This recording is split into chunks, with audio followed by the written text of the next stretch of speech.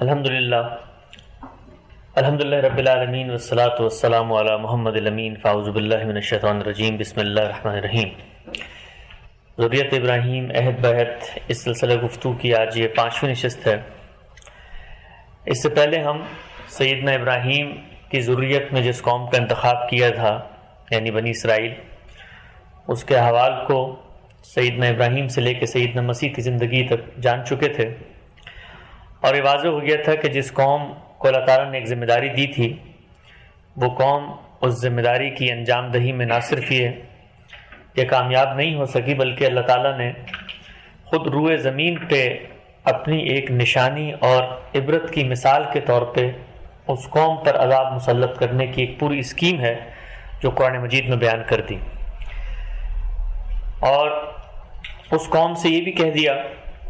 کہ تمہارے پاس مہلت ہے، قیامت تک کی مہلت ہے، اگر تم لوٹنا چاہتے ہو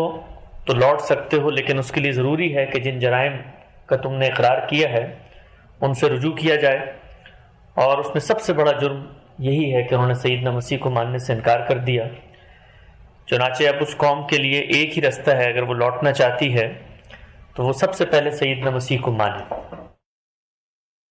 سیدنا مسیح کو ماننے کے بعد کیا اس قوم کی کچھ اور ذمہ داریاں بھی ہیں، اس کو انشاءاللہ ہم بالکل آخر میں سمجھیں گے، جس وقت ہم سیدنا ابراہیم کی دوسری شاخ جو ذریت ابراہیمی کی پھوٹی بنی اسماعیل، اس کی تاریخ کو مکمل کر لیں گے، کیونکہ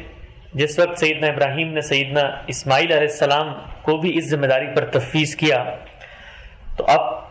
جو کچھ بنی اسرائیل کے سامنے موجود ہے ان کے لیے لازم ہے کہ وہ پھر سیدنا اسماعیل کی پیروی بھی کریں، اور سیدنا اسماعیل کی ذریت میں اور نسل میں اگر کوئی خدا کا پیغام آتا ہے تو اس کو بھی مانیں۔ ہم نے یہ بات ابتدائی میں جان لی تھی کہ سیدنا ابراہیم کے ہاں سب سے پہلے جس بیٹے کی ولادت ہوئی ہے وہ سیدنا اسماعیل علیہ السلام ہیں۔ بائبل کی صراحات سے بالکل واضح ہو جاتا ہے کہ وہی اکلوتے بیٹے ہیں، وہی بڑے بیٹے ہیں، اور وہی وہ شخصیت ہیں جن سے در حقیقت اس اسکیم کا آغاز ہوا ہے، اس اسکیم کا اجرا ہوا ہے، کیونکہ سیدنا اسحاق کی پیدائش کم و بیش 100 سال عمر ہے سیدنا ابراہیم کی جس وقت ہوئی، لیکن سیدنا اسماعیل ان سے کافی عرصہ پہلے، یعنی جس وقت وہ شعور کی عمر کو پہنچ چکے تھے سیدنا اسماعیل، اس وقت سیدنا اسحاق موجود بھی نہیں تھے۔ 86 سال بتایا جاتا ہے کہ سیدنا ابراہیم کی عمر تھی جس وقت سیدنا اسماعیل کی پیدائش ہوئی۔ سیدنا اسماعیل کی پیدائش کے وقت سیدنا ابراہیم علیہ السلام کو کیا حالات درپیش تھے، گرد و پیش میں ان کے کیا ماحول تھا، اور کیسے انہوں نے جا کر ان کو وہاں پر آباد کیا، اس سے آج ہم اپنے گفتگو کا آغاز کریں گے، اور قدم بقدم آگے بڑھتے ہوئے یہ جانیں گے کہ جب سیدنا ابراہیم نے سیدنا اسماعیل کے بارے میں کوئی فیصلہ کیا تو اس فیصلے کے لیے کیا نتائج ہیں جو سامنے آئے، کیا تیاریاں ہیں جو انہوں نے کی۔ انہوں نے حرم کا سفر کیا ہے، وہاں پر معبد کی تعمیر کی ہے، تو اس میں کیا ذمہ داریاں ہیں جو ان کے سپرد کی گئیں۔ اسی طریقے سے ایک پوری کی پوری نسل وہاں پر بڑھ رہی ہے، تو اپنے ان کزنز کے ساتھ جو سیدنا اسحاق کی اولاد، سیدنا یعقوب کی اولاد ہے، ان کا اور سیدنا اسماعیل کی جو ذریت ہے اس کے مابین کیا رابطہ رہا۔ اسی طریقے سے ہم یہ بھی جانیں گے کہ خود یہ جو سیدنا اسماعیل علیہ السلام کی نسل ہے، آبادی ہے، آگے بڑھی ہے، اس میں انحراف کب پیدا ہوا، کیوں پیدا ہوا، کیسے پیدا ہوا، اور پھر اس انحراف کو دور کرنے کے لیے اللہ تعالیٰ نے کیا اقدامات کیے۔ اور ساتھ ساتھ ہم یہ بھی جانیں گے کہ جس طرح وہاں پر ہم نے دیکھا بنی اسرائیل میں کہ بطور قوم ایک ذمہ داری دی گئی ہے، اور ابتدا ہی میں جیسی قوم تشکیلی مراحل سے گزری ہے سیدنا یوسف سے سیدنا موسیٰ علیہ السلام کے زمانے تک، تو پھر ہدایت کر دی گئی ہے جس لیے ان کو منتخب کیا گیا ہے۔ یہاں کیا معاملہ ہوا ہے اور کس مقام پر آ کر انہیں وہ ذمہ داری دی گئی ہے جس کو ہم شہادت سے تعبیر کرتے ہیں، تو یہ ساری چیزیں ہم انشاءاللہ جانیں گے، اور آخر میں یہ بھی جانیں گے کہ ہمارا جو علم ہے، مسلمانوں کا علم، وہ اس پورے معاملے میں یہ جو شہادت کا تصور ہے، یا قوموں کی توریث، یا استوا کا تصور، یا مثال کے طور پہ یہ جو علاقوں کو خاص کرنے کا ایک پورا کا پورا نظریہ ہے، اس کو کیسے دیکھتا ہے؟ کیا ان کے لیے بالکل اجنبی نقطہ نظر ہے؟ کیا پہلی دفعہ یہ اس عہد میں مولانا امین الفراحی یا مولانا امین حسن اصلاحی یا غامدی صاحب کی جانب سے سامنے آیا ہے، یا ہمارے اہل علم علماء بھی اس چیز کو اپریشیٹ کرتے ہیں اور اس بارے میں گفتگو کرتے ہیں؟ اور ان سب مرحلوں میں ہم یہ بھی جانیں گے کہ جس وقت اس امت کے اندر آخری پیغمبر کی بعثت ہوئی ہے اور ان کو جو کچھ ذمہ داریاں دی گئی ہیں، ان ذمہ داریوں میں یہ جو پورا انتخاب کا قانون ہے، اس کے پس منظر میں ان کو کیا ہدایات کی گئی ہیں اور انہوں نے پھر آگے اپنی قوم کو کیا ہدایات کی ہیں. تو انشاءاللہ کوشش کریں گے کہ ان تمام چیزوں کو اس سیشن میں ہم کور کریں. تو میں ابتدا کرتا ہوں. میرے سامنے مولانا حمید الدین فراہی کا ایک مختصر سا کتابچہ ہے. انہوں نے بہت ہی مختصر الفاظ میں یہ چیز بتائی ہے کہ جس وقت سیدنا ابراہیم کے سیدنا اسماعیل کی پیدائش ہوئی تو کیا منظرنامہ تھا اور کیسے سیدنا ابراہیم متوجہ ہوئے ہیں اس طرف جانے کے لیے. وہ لکھتے ہیں کہ حضرت ابراہیم کی عمر 80 سے متجاوز ہو گئی تھی. بائبل میں آتا ہے کہ 86 تھی، مگر ہنوز کوئی اولاد نہ ہوئی. آپ نے دعا فرمائی اور منت مانی کہ پہلا لڑکا خدا کی نظر ہوگا. خداوند تعالیٰ نے حضرت ہاجرہ کے بطن سے ایک فرزند عطا فرمایا.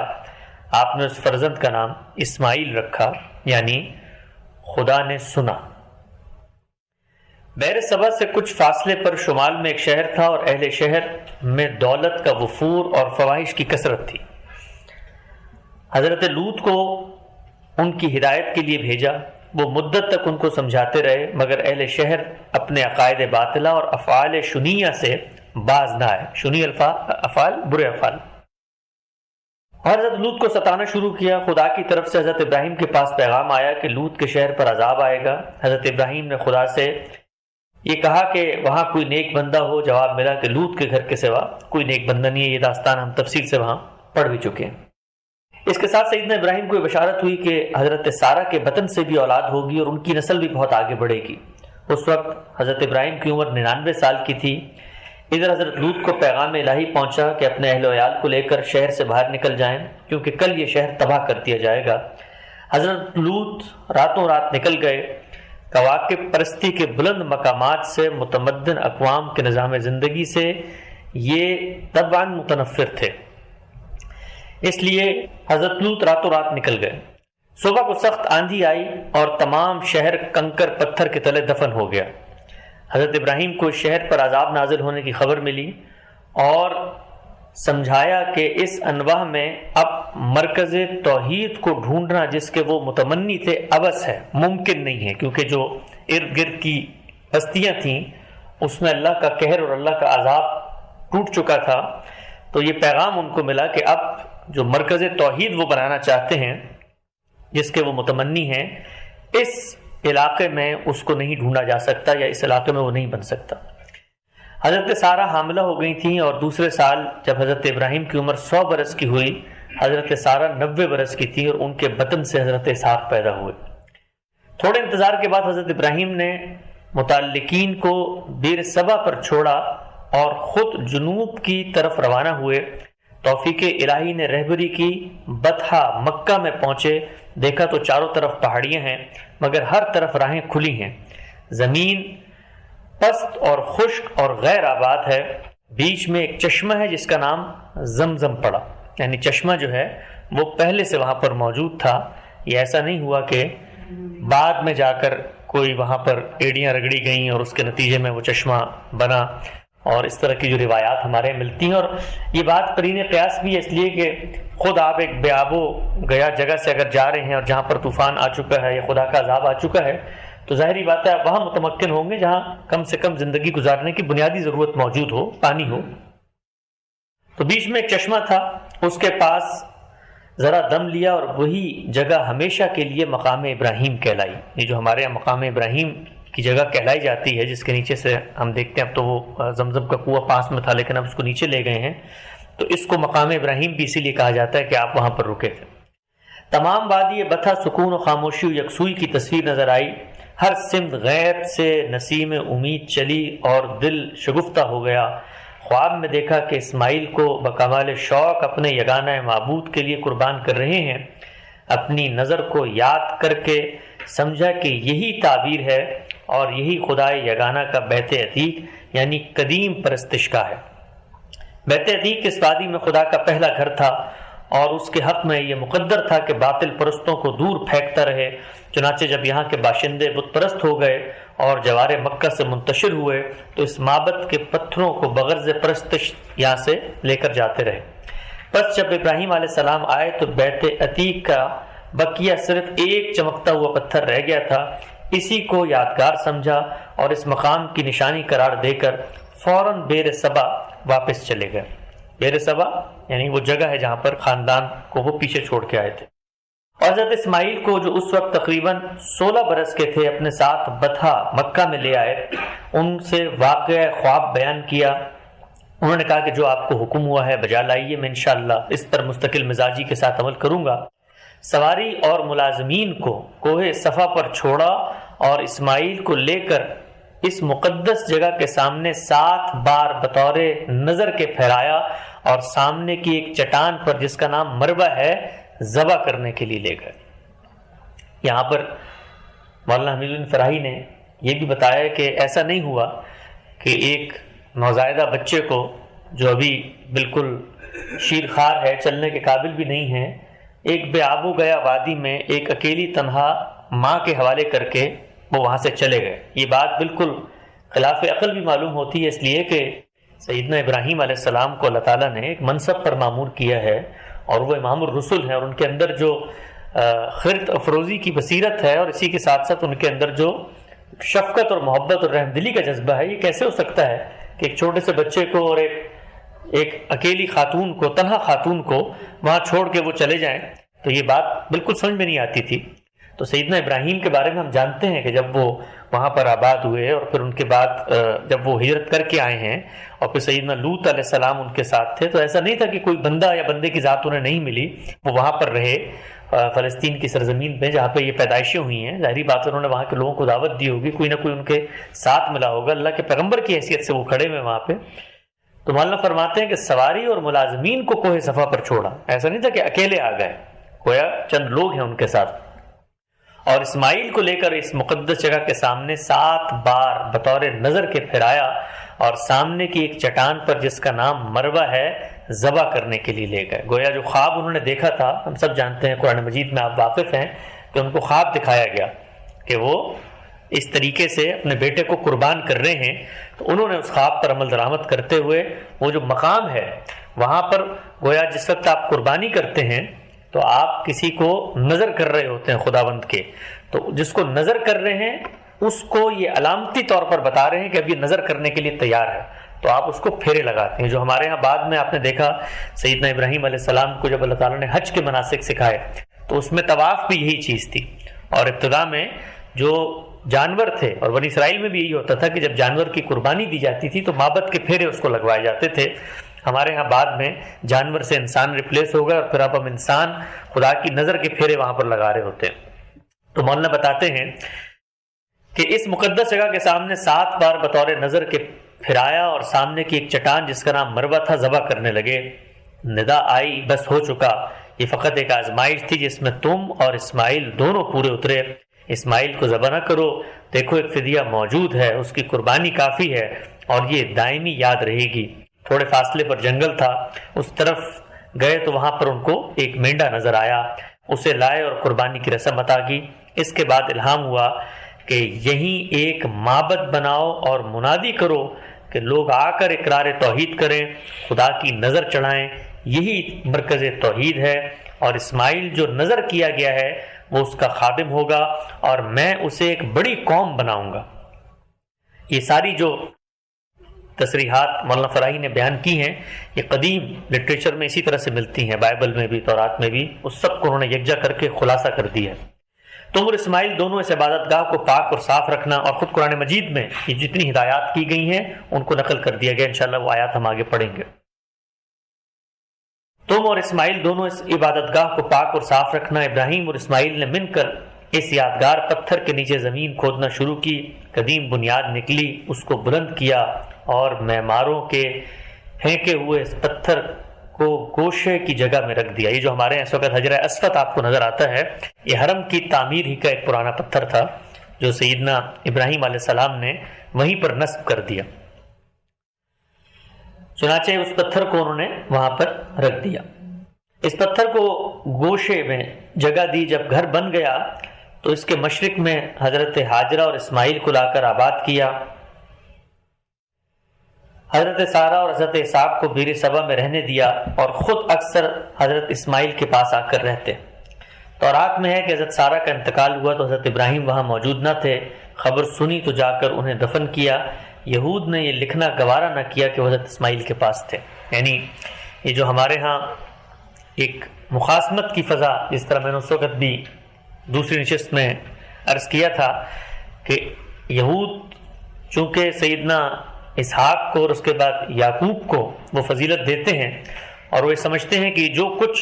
فضیلت کے معاملات ہوئے ہیں وہ سیدنا اسحاق کے ساتھ خاص ہیں، تو خود بائبل میں جب یہ بات لکھی گئی، اس وقت سیدہ سارہ کا انتقال ہوا، سیدنا ابراہیم موجود نہیں تھے، تو یہ تک لکھنا گوارا نہ کیا گیا، یا بعد میں اگر لکھا گیا ہوگا تو اس کو محو کر کے تحریف کر کے مٹا دیا گیا کہ وہ کہاں تھے، وہ سیدنا اسماعیل علیہ السلام کے پاس تھے۔ تو اس سے اندازہ ہوتا ہے کہ کیا وہ منظرنامہ تھا، کیا وہ حالات اور واقعات تھے جس میں سیدنا ابراہیم علیہ السلام نے سیدنا اسماعیل کو یہاں پر آباد کرنے کا فیصلہ کیا۔ ہمیں یہ بھی معلوم ہوتا ہے مختلف روایات سے کہ سیدنا ابراہیم نے ایسا نہیں ہے کہ یہاں پر ان کو آباد کرنے کا فیصلہ کیا اور اس کے بعد وہ سب کو چھوڑ چھاڑ کے یہاں سے چلے گئے، بلکہ مختلف روایات میں یہ بات سامنے آتی ہے کہ وہاں پر انہوں نے باقاعدہ سیدنا اسماعیل کو آباد کیا، اور مختلف قافلے وہاں سے گزرتے تھے۔ انہی میں سے ایک جرہم کا قافلہ ہے جو وہاں سے گزرا، اور ان سے ان کا انٹریکشن ہوا، اور اس کے نتیجے میں سیدنا اسماعیل کی جو شادی ہے وہ قبیلہ بنی جرہم میں کی گئی۔ ایک روایت ہے صحیح بخاری میں، وہ بھی اس تصویر کو واضح کرتی ہے کہ کس طریقے سے سیدنا ابراہیم نے، سیدنا اسماعیل تھے، ان کے زندگی کے معاملات میں باقاعدہ دلچسپی لی، ان کو وہاں آباد کیا، ان کی وہاں شادی کرائی، اسی طریقے سے کچھ طلاق کے معاملات بھی ہوئے۔ یہ ابن عباس کی روایت ہے، وہ کہتے ہیں کہ حضرت ابراہیم وقتاً فوقتاً اسماعیل سے ملنے کے لیے آیا کرتے تھے۔ حضرت اسماعیل کی شادی کے بعد ایک مرتبہ آئے تو وہ گھر پر نہیں تھے، اپنے بہو سے دریافت کیا تو اس نے بتایا کہ ہمارے لیے روزی روٹی کا سامان تلاش کرنے گئے ہیں۔ حضرت ابراہیم نے کھانے پینے اور رہن سہن کے بارے میں پوچھا تو اس نے جواب دیا کہ ہم بہت تنگی اور پریشانی میں ہیں اور بہت تکلیف اٹھاتے ہیں، اور ادھر ادھر کی بہت شکایتیں کی۔ یہ سن کے حضرت ابراہیم نے فرمایا کہ تمہارا شوہر آ جائے تو میرا سلام پہنچانا اور کہنا کہ اپنے دروازے کی چوکھٹ بدل دیں۔ حضرت اسماعیل گھر آئے تو بیوی نے سارا حال سنا کر اپنے یہ بتایا کہ جس طرح آپ کے والد صاحب آئے تھے انہوں نے یہ کہا ہے، اور جب حضرت اسماعیل کو یہ بتایا گیا تو وہ سمجھ گئے کہ میرے والد جو ہیں وہ یہ چاہتے ہیں کہ اب میں اس عورت کے ساتھ نہ رہوں بلکہ میں اس کو طلاق دوں، اس لیے کہ جس ذمہ داری پر مجھے فائز کیا گیا ہے اس میں یہ نہیں ہو سکتا کہ میرے گھر والے اس شعور کے ساتھ میری ذمہ داری میں شریک نہ ہوں، وہ ہر وقت شکوہ کو نہ رہیں، بلکہ ایک بڑی ذمہ داری ہے جس پہ ہمیں رکھا گیا۔ تو یہ ایک جھلک آپ کو اس کی آتی ہے کہ سیدنا ابراہیم نے ایک جوان سال بیٹے کو جب وہاں پر حرم کی تعمیر کرنے کے بعد وہاں پر اس کو آباد کیا، اور آباد کرنے کے بعد سیدنا اسماعیل کو یہ ذمہ داری دی کہ آپ نے یہاں پر مثال کے طور پہ نماز قائم کرنی، آگے آئے گا قرآن مجید نے جو ان کو حکم دیا حج کا، نماز کا۔ تو یہ نہیں ہے کہ وہ چھوڑ کے چلے گئے کہیں پر، بلکہ آتے جاتے رہے اور دیکھتے رہے کہ کیا معاملات ہیں۔ سیدنا اسماعیل کے بارے میں یہ آتا ہے کہ ان کی کئی شادیاں تھیں، اور ان کی شادیوں سے اس زمانے میں ظاہری بات ہے کہ آپ ایک قبائلی معاشرے میں رہتے تھے تو آپ کا سب سے بڑا تحفظ آپ کی اولاد ہوتی تھی۔ 12 کے قریب بیٹوں کے نام جو ہیں وہ نقل کیے جاتے ہیں، میں ان کے نام پڑھ دیتا ہوں۔ نبایوت، قیدار، اوبیل، مبسام، مشما، دوما، مسا، حد، تیما، یتور، نفیس اور قدمہ، یہ 12 کے قریب ان کے بچوں کے نام ہیں، اور یہی وہ بچے ہیں کہ جن سے پھر آگے بنی اسماعیل کی نسلیں پھیلی ہیں، یعنی بنی اسماعیل میں آگے ان 12 نے شادیاں کی ہیں، ان سے کرتے کرتے آبادی بڑی ہے۔ تو جرہم کا جو قبیلہ تھا، اور کہا ہی جاتا ہے کہ جرہم کا قبیلہ تلاش میں تھا، قحط زدہ تھا، مختلف تاریخی واقعات بیان کیے جاتے ہیں کہ جرہم کا قبیلہ وہاں کیسے پہنچا، تو کہتے ہیں کہ وہ تلاش میں تھا کسی ایسی جگہ کے کہ جہاں پر ہمیں کچھ پانی وغیرہ میسر آئے، کوئی ایسی جگہ ہو۔ بعض مورخین کہتے ہیں کہ جنگ کے خوف سے وہ بھاگ کے ادھر ادھر ہجرت کے لیے سرگرداں تھے، تو جرہم کے قبیلے کے ساتھ ان کی انٹریکشن ہوا ہے، پھر اس کے بعد ان کی شادی ہوئی ہے، پھر ان کے بچے ہوئے ہیں۔ ظاہری بات ہے وہ قبیلہ پہلے سے موجود ہوگا، ان کے اپنے لوگ بھی ہوں گے، سیدنا اسماعیل نے ان کو دعوت دی اور وہ سارے لوگ پھر ایمان لے آئے۔ تو اس سے بھی یہ اندازہ ہوتا ہے کہ سیدنا اسماعیل کو جب وہاں پر آباد کیا گیا تو بالکل شروع کے جو مراحل ہیں وہ کیا مراحل ہیں۔ ہم یہ بھی جانتے ہیں کہ اللہ تعالیٰ نے جس وقت ان کو وہاں پر آباد کیا ہے تو اس کے بعد جو سب سے پہلا حکم سیدنا ابراہیم کو دیا ہے، خود سورہ حج میں بیان ہوا ہے، وہ یہ ہے کہ آپ نے اب کیا کرنا ہے، یہ جو گھر ہے خانہ کعبہ جس کو ہم آج سمجھتے ہیں، اس گھر کی بنیادوں کو اٹھانا ہے، اس کو دوبارہ سے زندہ اور آباد کرنا ہے، اور اس کے اندر نماز کا، رکوع کا، اسی طریقے سے طواف کا، اسی طریقے سے حج کا اہتمام کرنا ہے۔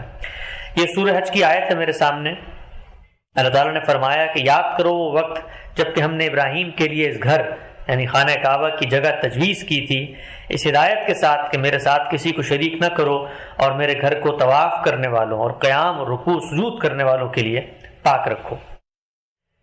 قرآن مجید کے مختلف مقامات پہ جب بیت اللہ کی صفت بیان کی گئی ہے تو اس کو کہا گیا ہے کہ یہ قدیم گھر ہے، بیت عتیق کی بات آتی ہے۔ اسی طریقے سے جس وقت ابراہیم علیہ السلام کو یہ ہدایت کی گئی کہ گھر تعمیر کریں، تو وہاں پر بھی جو الفاظ استعمال ہوئے ہیں وہ یہ ہے کہ اذ یرفع ابراہیم قواعد، یعنی جس وقت اس نے اس گھر کی دیواریں اٹھائیں، بنیادیں اٹھائیں، تو اس سے یہ اشارہ ملتا ہے کہ گویا پہلے سے وہاں پر کوئی چیز موجود تھی۔ اور خود مولانا فراہی نے اس طرح آپ کے سامنے آیا کہ خود مختلف تاریخی حوالوں سے یہ اسٹیبلش کیا ہے اپنی کتابوں میں کہ جو اس وقت پتھر ہے وہ اصل میں حرم کی تعمیر ہی کا ایک پرانا پتھر تھا، اس کو وہاں رکھا۔ تو اس سے یہ سوال پیدا ہوتا ہے کہ پھر ابراہیم علیہ السلام امام الرسل ہیں، ان کو یہ جگہ آباد کرنے کے لیے بھیجا گیا، تو جس جگہ کو آباد کرنے کے لیے بھیجا گیا ہے اس کے اشارات یا اس کے آثار پہلے سے موجود تھے، تو پھر یہ خانہ کعبہ کب تعمیر ہوا، کس نے تعمیر کیا، کیسے تعمیر کیا؟ تو اس حوالے سے کوئی حتمی بات تو قرآن مجید نے بیان نہیں کی کہ جو اللہ کا معبد ہے یا اللہ کا گھر ہے کہ یہ کس وقت کس نے تعمیر کیا، لیکن ہمارے ہاں جو مختلف رجحانات ہیں میں ان کا خلاصہ آپ کے سامنے رکھ دیتا ہوں۔ 3 رجحانات ہیں۔ پہلا یہ ہے جو کہ مختلف آثار اور اسرائیلی روایات کی روشنی میں بیان کیا جاتا ہے کہ اللہ تعالیٰ نے اپنے عرش کے نیچے ایک گھر بنایا تھا، اسے بیت معمور کہتے ہیں، فرشتے اس کا طواف کرتے تھے۔ اللہ تعالیٰ نے فرشتوں کو حکم دیا کہ اس جیسا ایک گھر زمین پر بھی بنائے تاکہ اہل زمین بھی اسے اپنی عبادت کا مرکز بنا لیں، اور فرشتوں نے اس حکم کی تعمیل کی۔ یعنی ایک رجحان ہمارے جو مسلمانوں کی تاریخ ہے اس میں یہ ہے کہ اس کی ابتدائی تعمیر فرشتوں کے ذریعے سے اللہ تعالیٰ نے کروائی تھی۔ دوسرا جو نقطہ نظر ہے وہ یہ کہ جب حضرت آدم جنت سے دنیا میں بھیجے گئے تو انہوں نے اس کی تجدید کی۔ سیدنا آدم کو سب سے پہلے یہ ذمہ داری دی گئی کہ آپ جو ہیں وہ اللہ کے ایک معبد کی تعمیر کریں، اور اس وقت کہا جاتا ہے کہ فرشتوں نے بھی سیدنا آدم کا ساتھ دیا اور پھر اس تعمیر کو انہوں نے اٹھایا۔ تیسرا جو نقطہ نظر ہے وہ یہ کہ حضرت آدم کی وفات کے بعد حضرت شیس اور ان کے بیٹوں نے اس کی پختہ جو عمارت ہے وہ تعمیر کی، اور ایک عرصے تک وہ عمارت قائم رہی، یہاں تک کہ طوفان نوح میں وہ زمین بوس ہو گئی اور اس کے نام و نشان جو ہیں وہ مٹ گئے۔ ہمارے ہاں مختلف جو حدیث کا لٹریچر ہے اس کے اندر بھی یہ چیزیں سامنے آتی ہیں کہ یہ کیسے تعمیرات ہوئیں اور کس طریقے سے سیدنا ابراہیم نے معاملہ کیا، لیکن وہاں پر بھی کوئی حتمی بات اس طرح کی سامنے نہیں آتی کہ اس گھر کو جو سب سے پہلے کسی نے تعمیر کیا تو وہ کون تھا۔ تاہم جو کچھ اللہ تعالیٰ کی گفتگو کا اسٹائل ہے اس سے یہ معلوم ہوتا ہے کہ ایسا نہیں ہے کہ کسی کام کو انیشیٹ کر رہے ہیں، بلکہ پہلے سے کوئی پس منظر میں چیز جو ہے وہ موجود ہے۔ قرآن مجید کی سورہ بقرہ میں اس چیز کو بھی بیان کیا گیا ہے۔ فرمایا اور یاد کرو ابراہیم اور اسماعیل جب اس گھر کی دیواریں اٹھا رہے تھے تو دعا کرتے جاتے تھے کہ اے رب ہم سے یہ خدمت قبول فرما لے، تو سب کی سنی اور سب کچھ جاننے والا ہے۔ اے رب ہم دونوں کو اپنا مسلم مطیع بنا، اور ہماری نسل میں سے قوم اٹھا جو تیری مسلم ہو، ہمیں اپنی عبادت کے طریقے بتا اور ہماری کوتاہیوں سے درگزر فرما، تو بڑا معاف کرنے والا اور بڑا رحم کرنے والا ہے۔ اسی طریقے سے سورہ بقرہ میں ہی دوسری جگہ پر اس کی مزید تفصیل آئی، اور یاد کرو ہم نے اس گھر کعبے کو لوگوں کے لیے مرکز اور امن کی جگہ بنا دیا تھا، اور لوگوں کو حکم دیا تھا کہ ابراہیم جہاں عبادت کے لیے کھڑا ہوتا ہے اس مقام کو مستقل جائے نماز بنا لو، اور ابراہیم اور اسماعیل کو تاکید کی تھی کہ میرے اس گھر کا طواف اور اعتکاف اور رکوع سجود کرنے والوں کے لیے پاک رکھو، اور یہ کہ ابراہیم نے دعا کی کہ اے رب اس شہر کو امن کا شہر بنا دے، اور اس کے باشندوں میں سے جو آخرت کو مانے انہیں ہر قسم کے پھلوں کا رزق دے۔ جواب میں اس کے رب نے فرمایا اور جو نہ مانے گا دنیا کے چند روزہ زندگی کا سامان تو میں اسے بھی دوں گا، مگر آخر کار اسے عذاب اور جہنم کی طرف گھسیٹوں گا۔ تو یہ سیدنا ابراہیم کے بارے میں سورہ بقرہ میں آتا ہے۔ اسی سورہ ابراہیم میں آگے ذکر آتا ہے کہ سیدنا ابراہیم درخواست کی کہ پروردگار ہم نے ایک بے آب و گیا وادی میں اپنی اولاد کے ایک حصے کو تیرے محترم گھر کے پاس بسایا، پروردگار یہ میں نے اس لیے کیا کہ یہاں یہ لوگ نماز قائم کریں، لہٰذا لوگوں کے دلوں کو ان کا مشتاق بنا اور انہیں کھانے کو پھل دے۔ خود قرآن مجید سے معلوم ہوتا ہے کہ آگے چل کے سیدنا ابراہیم علیہ السلام نے اللہ تعالیٰ سے جو درخواست کی ہے، ظاہری بات اللہ کے اذن سے دی ہوگی کہ وہ حج کی جو عبادت ہے اس کو انیشیٹ کریں اور اس کے جو مناسک ہیں، اس کے جو مراسم عبودیت ہیں ان کو وہ سکھا دیں۔ سورہ حج میں ذکر ہے اور لوگوں کو حج کے لیے اذن عام دے کہ وہ تمہارے پاس ہر دور دراز مقام سے پیدل اور اونٹوں پر سوار آئیں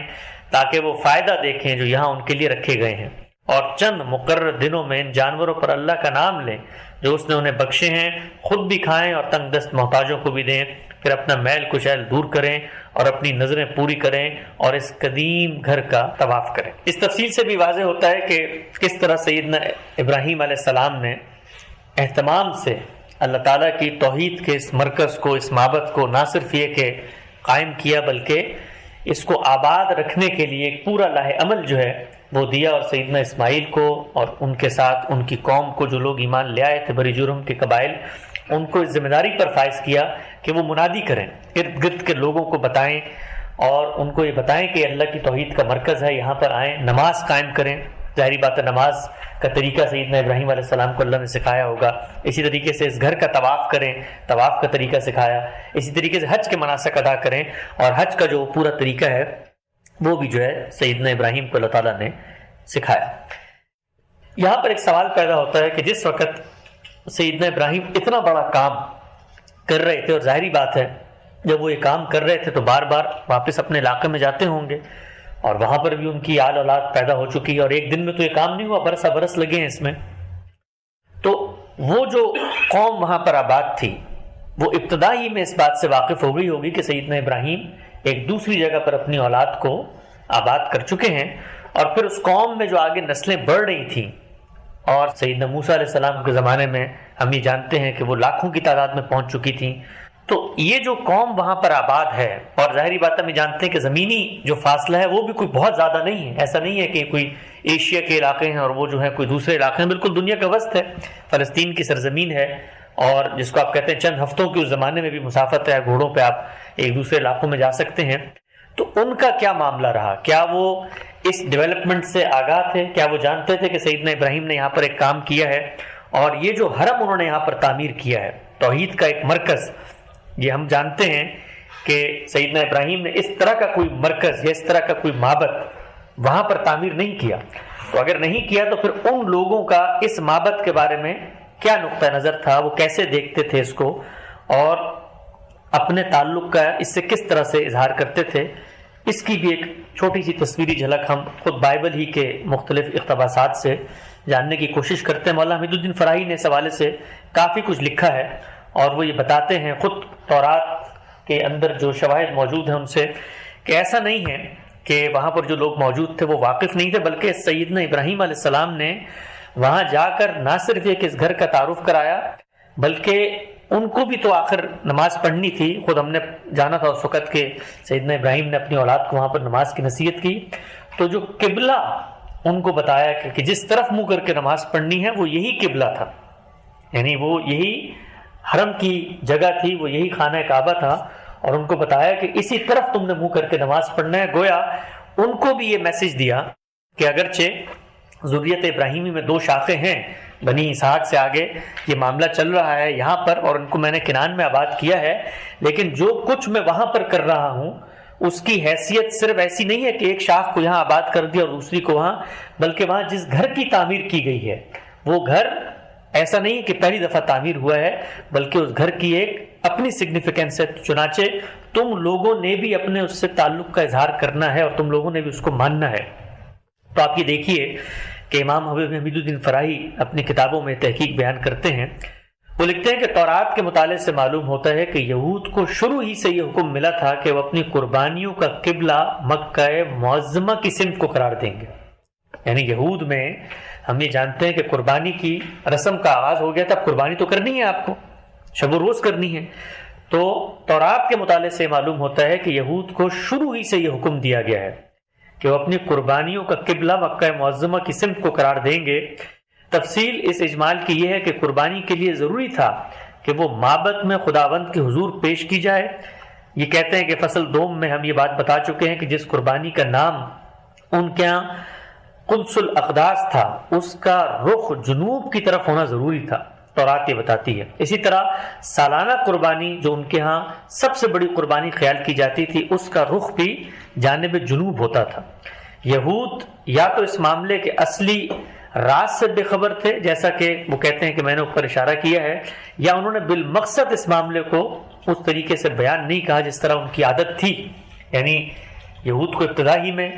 یہ اندازہ ہو گیا، جس طریقے سے بنی اسرائیل کے ہم نے احوال پڑھے کہ اللہ کی مائیت کے ظہور کے باوجود ان میں تفوق برتری کا جذبہ تھا، تو وہ اس چیز کو کیسے مان لیتے کہ جب وہ اپنی قوم کے اندر اپنی قوم کے انبیاء کو وہ حیثیت دینے پہ تیار نہیں ہیں کہ ان کی قوم سے باہر ایک دوسرے بیٹے کے ہاں اللہ تعالیٰ نے یہ کوئی فضیلت کے معاملات کیے ہیں، تو وہ کہتے ہیں کہ خود تورات میں یہ نظر آتا ہے یہاں کام، لیکن اس کی جو حقیقت ہے اس کو وہ اس طریقے سے بیان نہیں کرتے۔ اور بھی بہت سارے جو اقتباسات ہیں انہوں نے پیش کی ہیں جس سے یہ بات واضح ہوتی ہے کہ ان کے ہاں جو مثال کے طور پہ مختلف مذہبی ریچولز تھے، اس میں جو منہ کرنا ہے، اس کی طرف جو آپ کا رخ ہونا چاہیے ہے وہ اسی جانب کا رخ ہوتا تھا۔ یہی معاملہ وہ کہتے ہیں کہ نماز کے بارے میں بھی ہوتا ہے۔ اس کے علاوہ ایک اور چیز جو اس چیز کو مزید تقویت دیتی ہے کہ اس وقت ان کی قوم کا نہ صرف ایک حرمین سے کسی حد تک تعارف تھا، تعلق تھا،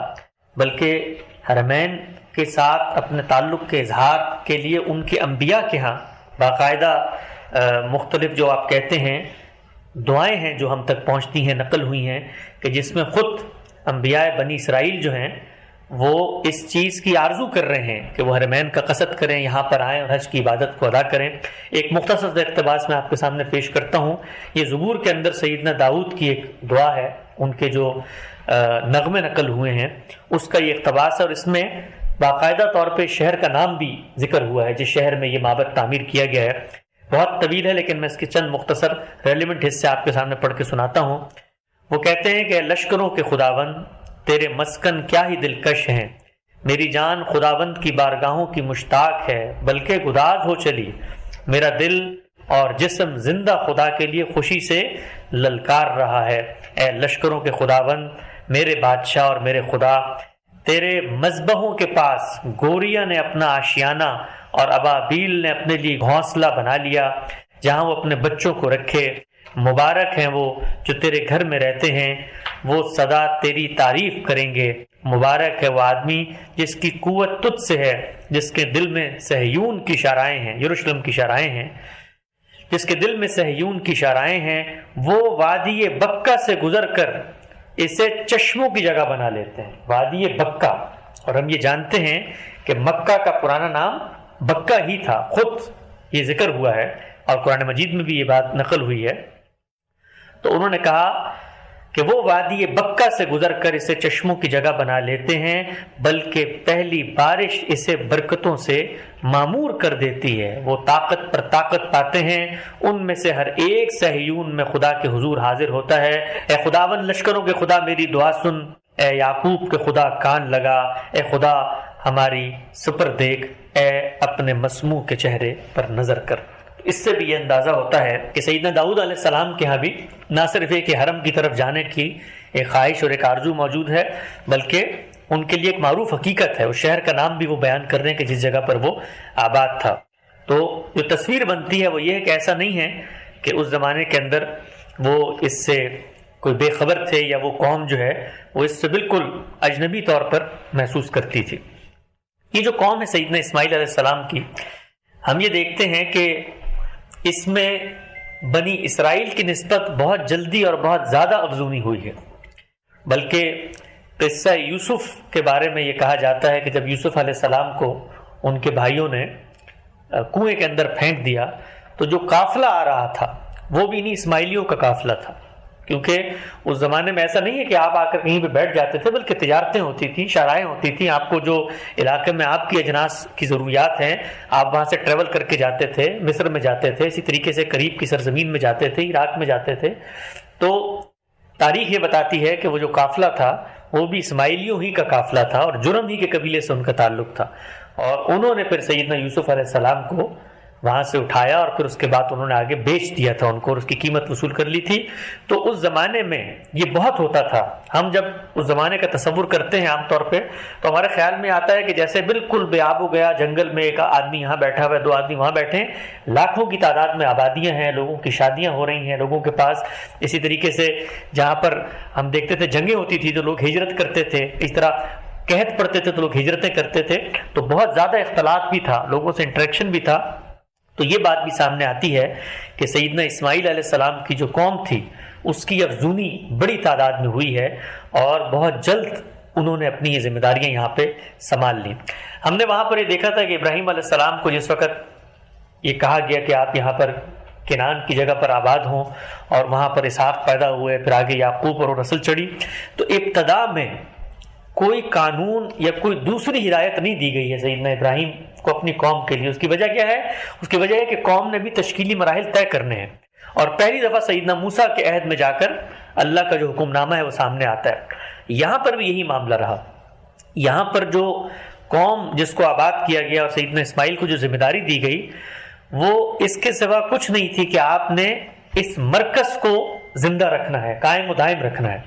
اور اس مرکز کے اندر نماز کا اہتمام کرنا ہے، اس مرکز کے اندر طواف کا اہتمام کرنا ہے، اس مرکز کو صاف رکھنا ہے، لوگوں کو بتانا ہے اس مرکز کے بارے میں، اور دنیا تک اس کی خبر بھی پہنچانی ہے کہ یہاں پر اللہ کا بیت عتیق، بیت معمور بن چکا ہے اور آئیں اور یہاں پر حج کریں، کیونکہ حج کی جو عبادت ہے اس کے لیے منادی کا کہا گیا کہ آپ منادی کریں۔ وہ ظاہری بات ہے اس زمانے میں ان کی جو استعداد تھی، جیسے وہاں پر آتے تھے قافلے قبیلے تو وہ ان کی منادی کرتے تھے۔ تو یہ بنی اسماعیل کے ہاں جو ذمہ داری کے طور پہ کام ان کو تفویض کیا اس کو وہ پوری جافشانی سے کرے تھے، بلکہ آپ کو یہ حیرت ہوگی کہ بہت لمبے عرصے بعد جب ان میں شرک پیدا ہو چکا ہے اور بڑے پیمانے پہ شرک پیدا ہو چکا ہے، اس زمانے میں بھی ایسا نہیں تھا کہ رسول اللہ صلی اللہ علیہ وسلم کی بعثت سے پہلے وہ اپنی اس بنیادی ذمہ داری کو فراموش کر چکے تھے۔ اس زمانے میں بھی اپنی اس بنیادی جو ان کی ذمہ داری تھی وہ اس کو نہ صرف یہ کہ پورا کر رہے تھے بلکہ پورے طریقے سے وہ اس پر عمل پیرا بھی تھے۔ میں ایک اقتباس آپ کے سامنے پیش کرتا ہوں جس سے آپ کے سامنے اس حقیقت کی بھی جو نوعیت ہے وہ واضح ہو جائے گی۔ یہ دیکھیے کہ تاریخ بتاتی ہے کہ بہت لمبے عرصے کے بعد بھی، یعنی آپ سمجھیں کہ سیدنا ابراہیم علیہ السلام کو اور رسول اللہ صلی اللہ علیہ وسلم کے مابین جو عرصہ ہے وہ کم و بیش 3000 سال کا عرصہ ہے، یعنی 2400 قبل مسیح میں سیدنا ابراہیم علیہ السلام کی پیدائش ہوئی ہے، مسیح علیہ السلام کے کم و بیش 650 سال کے بعد رسول اللہ صلی اللہ علیہ وسلم کی پیدائش ہوئی ہے، تو 3000 سال کا عرصہ ہے۔ تو اس 3000 سال کے عرصے میں جب شرک شامل ہو گیا ہے تب بھی جیسا آپ صلی اللہ علیہ وسلم سے پہلے جو ان کے عقائد کی نوعیت ہے، یہ جو ان کی مذہبی ذمہ داریاں ہیں وہ آپ دیکھیے کہ کس طریقے سے وہ پوری کر رہے ہیں۔ کہا جاتا ہے کہ ان کے ہاں جو مذہبی شعبہ تھا جو حرمین کی نگرانی پر مامور تھا، ان کے ہاں مختلف انہوں نے باقاعدہ شعبے بنائے ہوئے تھے۔ مثلا ایک شعبہ تھا اس کو سقایا کا شعبہ کہا جاتا ہے، وہ حاجیوں کے خورونوش کا انتظام کرتا تھا۔ اس زمانے میں بھی ہزاروں کی تعداد میں ارد گرد کی جگہوں سے لوگ حج کرنے وہاں پر آتے تھے۔ اسی طرح ایک شعبہ تھا اس کو عمارہ کا نام دیا گیا تھا، جو خانہ کعبہ کی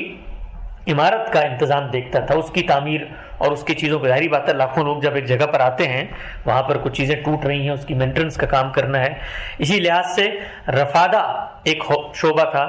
اور اس میں حاجیوں کی مالی اعانت کی جاتی تھی۔ مثلا کوئی حاجی وہاں سے آیا ہے، کھانے پینے کو کچھ نہیں ہے، تو باقاعدہ انہوں نے ایک نظام بنایا ہوا تھا جس کے تحت جو ہے وہ یہ کام کرتے تھے۔ اسی طرح سدانہ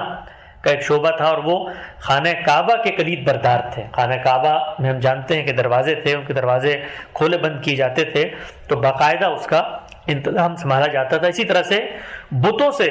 استخارے کی خدمت حاصل کرنے کے لیے بھی ایک شعبہ تھا۔ انشاءاللہ ہم جانیں گے ابھی کہ کیسے وہاں پر شرک کی ابتدا ہوئی، لیکن رسالت مآب صلی اللہ علیہ وسلم تک آتے آتے بھی ایسا نہیں تھا کہ وہ اپنی بنیادی جو ذمہ داری تھے اس کو فراموش کر چکے تھے۔ ہمارے یہاں بالعموم جب یہ تصور لاتے ہیں اپنے ذہن میں کہ جس وقت رسول اللہ صلی اللہ علیہ وسلم کی وہاں پر بعثت ہوئی ہے تو مشرکین عرب آباد تھے، یہ مشرکین عرب جو ہیں یہ اسی قوم سے تعلق رکھتے ہیں۔ یہ بالکل ایسے ہی ہے کہ جیسے آج آپ کو مسلمانوں کی اقوام میں بہت سارے شرک کرتے ہوئے لوگ نظر آتے ہیں، لیکن اگر آپ ان کے پاس جائیں تو اپنی شناخت جو ہے اسی طرح سے بیان کر رہے ہوتے ہیں کہ ہم مسلمان ہیں۔ آپ ان کے اگر طور طریقے دیکھیں، ان کے باقی معاملات دیکھیں، خود دیکھیے قرآن مجید نے بات بتائی ہے جس وقت رسول اللہ کی بعثت ہوئی ہے، اور کہا ہے کہ یہ لوگ جو حرمین میں موجود ہیں وَيْلٌ لِّلْمُصَلِّينَ، اللہ کی لعنت ہو ان نماز پڑھنے والوں پر. تو گویا وہ نماز پڑھ رہے تھے. اسی طریقے سے ہم جانتے ہیں کہ رسول اللہ صلی اللہ علیہ وسلم جب آئے ہیں تو حج وہاں پر ہو رہا تھا، اس کے اندر کچھ بدعات موجود تھی. تو جو ذمہ داری ان کو دی گئی تھی وہ بنیادی ذمہ داری، یہاں تک کہ ان میں شرک در آیا اس وقت تک بھی وہ پوری جاں فشانی سے ادا کر رہے تھے. بلکہ یہ کہا جاتا ہے کہ جو آپ کو حتیم نظر آتا ہے خانہ کعبہ کے ارد گرد، یہ آپ کو مکمل نہیں نظر آتا، آدھا ہے، ہاف سرکل ہے. تو کہا جاتا ہے کہ باقی جو ان کے اندر خدا سے سرکشی اور شرک اور یہ جوا کھیلنا اور حرام کی کمائی، یہ سب تصورات موجود تھے، لیکن کعبے کی تعمیر کے معاملے میں وہ اتنے حساس تھے کہ جس وقت انہوں نے حتیم کی تعمیر شروع کی تو پیسے ختم ہو گئے. تو جب ختم ہو گئے تو اس کو آدھا ہی چھوڑ دیا انہوں نے، اور انہوں نے کہا کہ یہ جو حرام کی کمائی ہے اس سے ہم کعبے کی تعمیر جو ہے وہ نہیں کر سکتے. تو بنی اسماعیل کے ہاں جس وقت ان کو یہ ذمہ داری دی گئی اور اس ذمہ داری کو وہ پورا کرتے رہے، جب وہ ذمہ داری کو پورا کر رہے تھے تو عقل یہ کہتی ہے کہ کوئی نیا کام تو ان کو دینا نہیں ہے، کیونکہ بنی اسرائیل کے اندر تو جو پیغمبر بھیجے گئے پے در پہ، وہاں تو معاملہ یہ ہوا کہ قوم اپنی ذمہ داری کو بحیثیت قوم اٹھانے کے لیے تیار ہی نہیں تھی.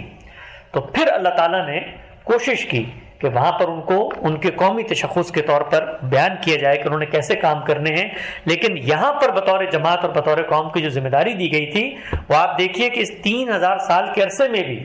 یہاں تک کہ بدترین شرک در آیا تب بھی وہ اس کو پورا کر رہی تھی. تو اس سے یہ اندازہ ہوتا ہے کہ کیا وجہ ہے کہ پھر بنی اسماعیل میں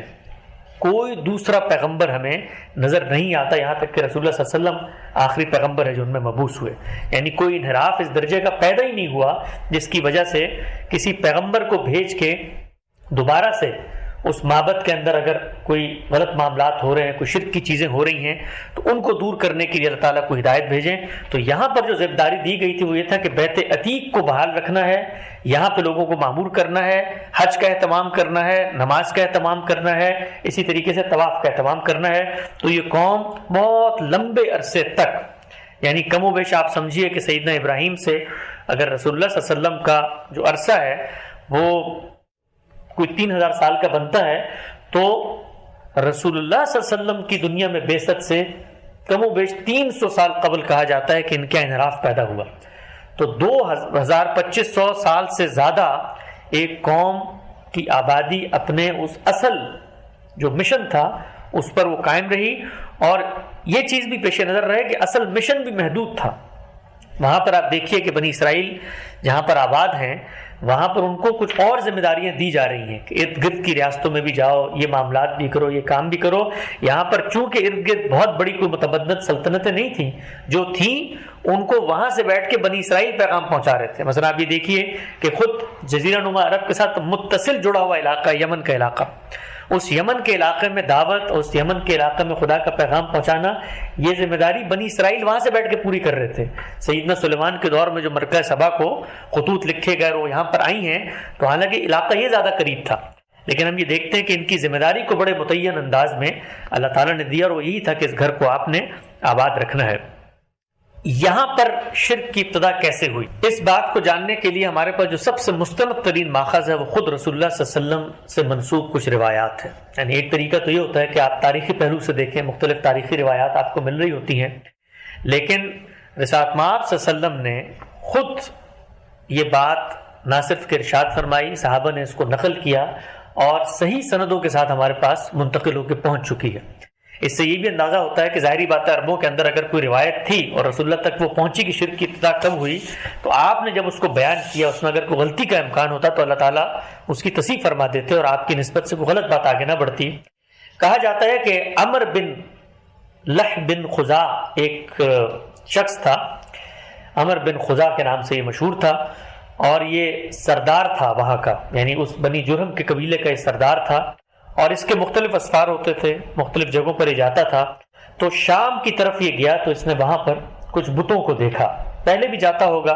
لیکن ظاہری بات ہے ہم یہ دیکھتے ہیں کہ انحراف سب سے پہلے آپ کی طبیعت میں پیدا ہوتا ہے. خود سردار تھا، اندازہ ہوا ہوگا کہ شاید میری ہی طرح کے لوگوں کو اب باقی جو قوم ہے ان کا گرویدہ بننا چاہیے. باہر جگہوں پر جا کر دیکھا اس نے شام وغیرہ میں کہ وہاں پر باقاعدہ بت پرستی ہو رہی ہے. تو کہا جاتا ہے کہ جب یہ وہاں پر گیا ہے اور بتوں کی پوجا کرتے ہوئے اس نے لوگوں کو دیکھا تو وہ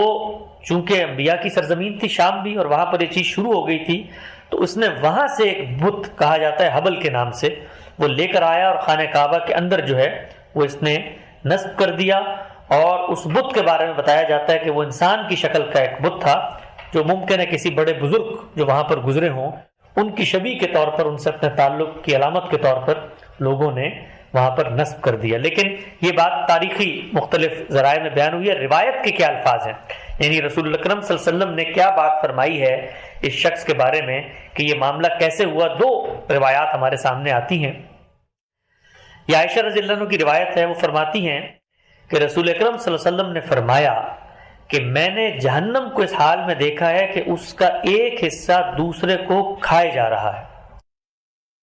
یعنی یہ ہم جانتے ہیں کہ رسول اللہ صلی اللہ علیہ وسلم کو جنت جہنم اس کے احوال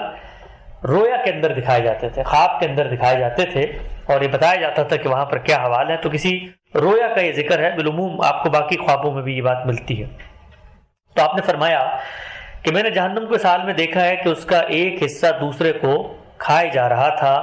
اور عمر بن عامر خزائی، یہ رسول اللہ کے الفاظ ہیں، عمر بن عامر خزائی کو میں نے دیکھا کہ وہ اپنی آنتیں اس میں گھسیٹ رہا تھا، اور یہی وہ پہلا شخص ہے کہ جس نے عرب میں سائبہ کی رسم جاری فرمائی.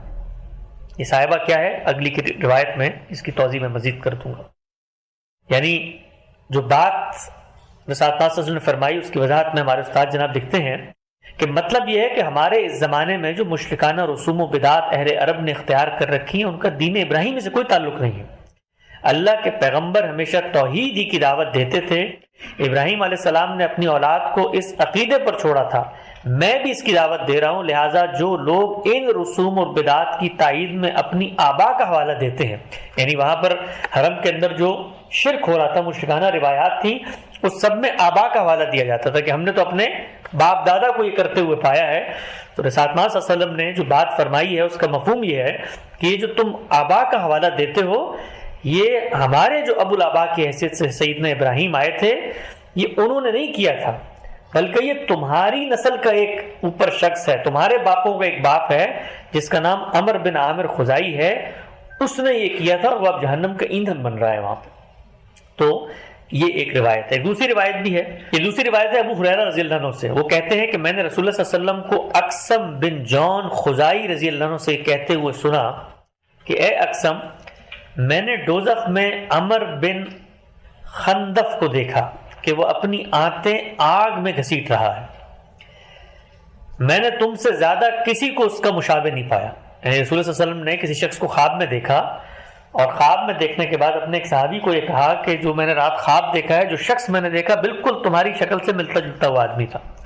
تو اقسم نے سنا تو پوچھا یا رسول اللہ، اس کے ساتھ میری یہ مشابہت کہیں مجھے نقصان تو نہیں پہنچائے گی؟ آپ نے فرمایا نہیں، تم مومن ہو. وہ کافر تھا. آپ نے بتایا کہ یہی وہ پہلا شخص تھا، روایت کے الفاظ ہیں، یہی وہ پہلا شخص تھا، انہو کان اول من غیر دین اسماعیل، یہی وہ پہلا شخص تھا کہ جس نے اسماعیل علیہ السلام کے دین کو بدل ڈالا، بتوں کے آستانے بنائے، بحیرہ، سائبہ، وسیلہ اونٹنیوں اور حام اونٹ کو بتوں کے نام پر آزاد چھوڑنے کی رسم جاری فرمائی. جو پہلی روایت تھی اس میں صرف اتنا ذکر تھا کہ ایک شخص ہے، میں نے اس کو دیکھا ہے، اور اس شخص نے یہاں پر جو ہے وہ سب سے پہلے سائبہ کی ایک رسم جاری فرمائی. اور یہاں پر اس روایت میں مزید تفصیل آتی ہے کہ سائبہ کیا تھی.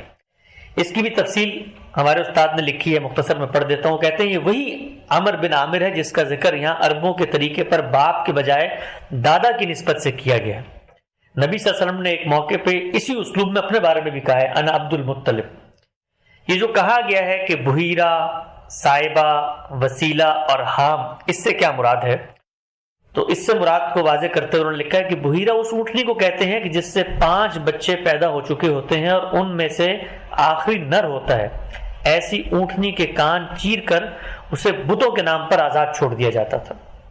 سائبہ اس اونٹنی کو کہتے ہیں جسے کسی منت کے پورا ہو جانے کے بعد بتوں کے نام پر آزاد چھوڑ دیا جاتا تھا. وسیلہ باز لوگ نظر مانتے تھے کہ بکری اگر نر جنے گی تو اسے بتوں کے حضور پیش کریں گے، اور اگر مادہ جنے گی تو اسے اپنے پاس رکھ لیں گے، پھر اگر وہ نر و مادہ دونوں ایک ساتھ جنتی تو اس کو وسیلہ کہتے تھے،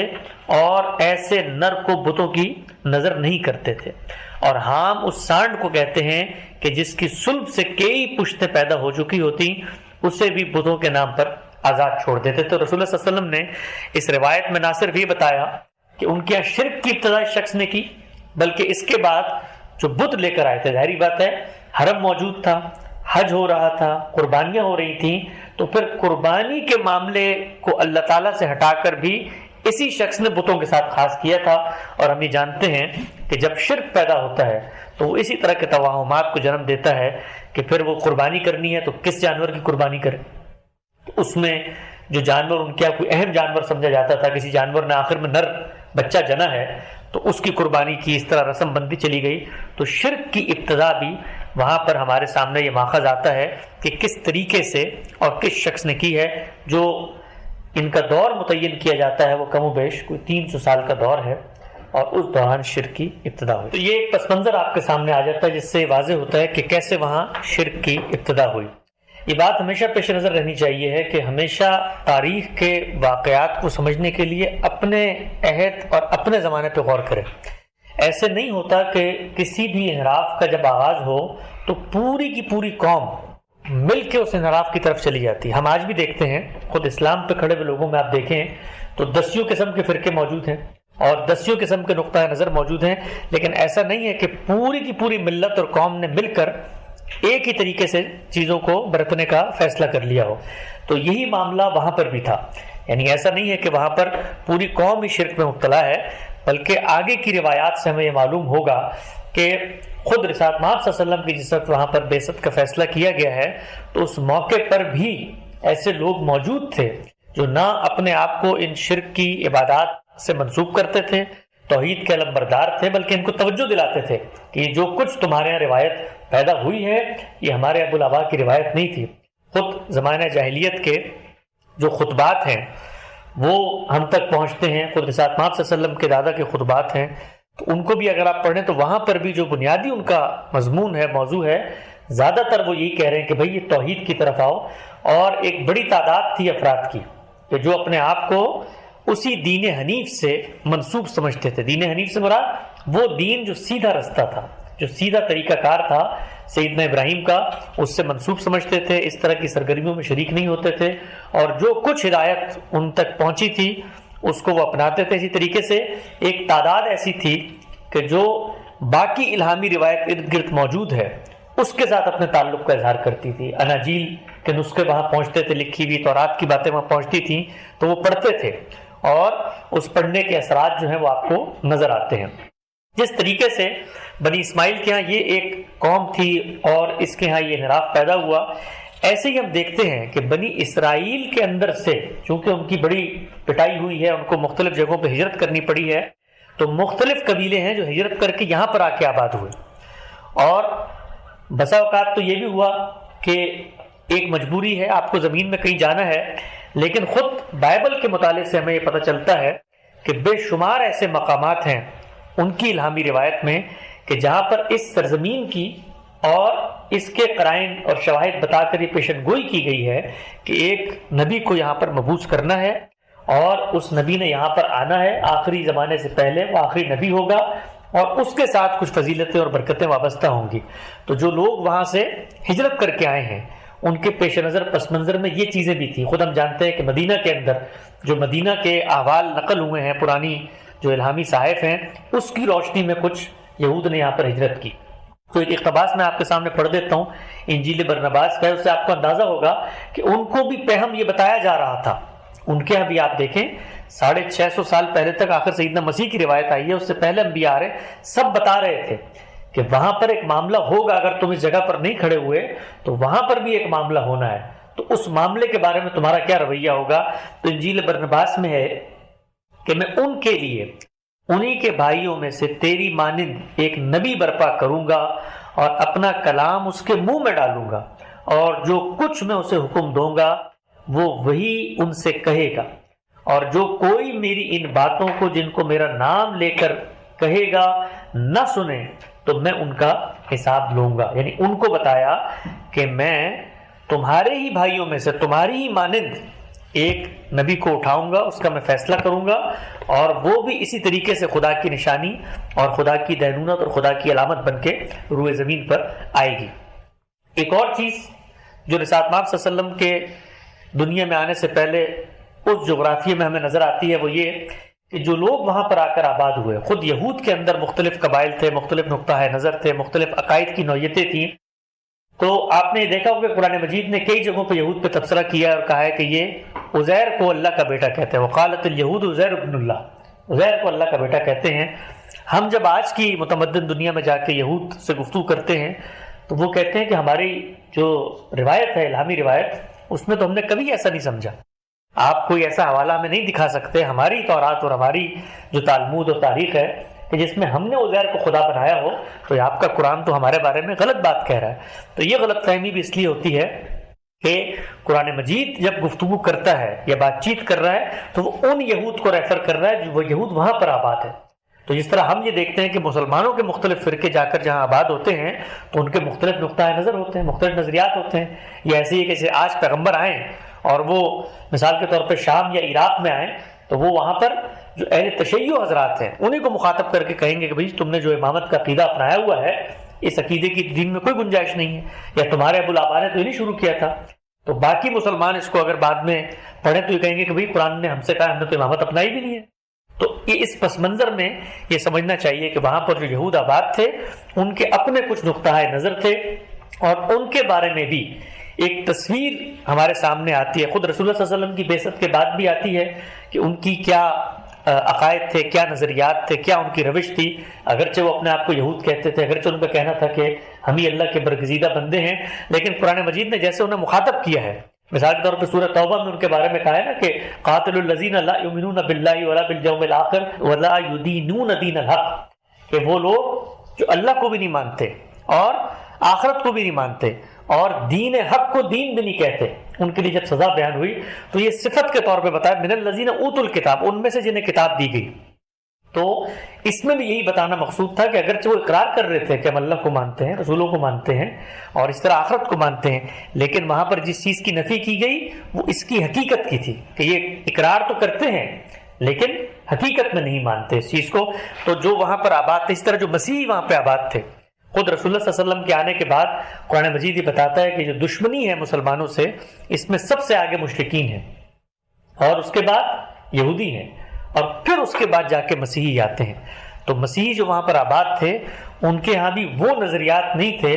جو ہم نے اس وقت دنیا میں دیکھتے ہیں یا باقی دنیا میں اس وقت تھے. جو لوگ سینٹ پال کے پیرو تھے ان کے ہاں تو یہ عقائد تھے،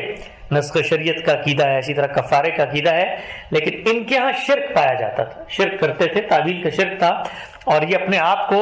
شمون کا پیرو کہتے تھے. خود سیدنا مسیح کے خلیفہ ہیں ان سے منسوب کرتے تھے کہ ہم تو ان کی ہدایت پہ چلتے ہیں، ہم پال کی ہدایت پہ نہیں چلتے. تو شمون سے تعلق رکھنے والے مسیحی قبائل بھی یہاں پہ آباد تھے اور یہودی قبائل بھی یہاں پہ آباد تھے. اس پس منظر میں رکھ کر اگر آپ دیکھیں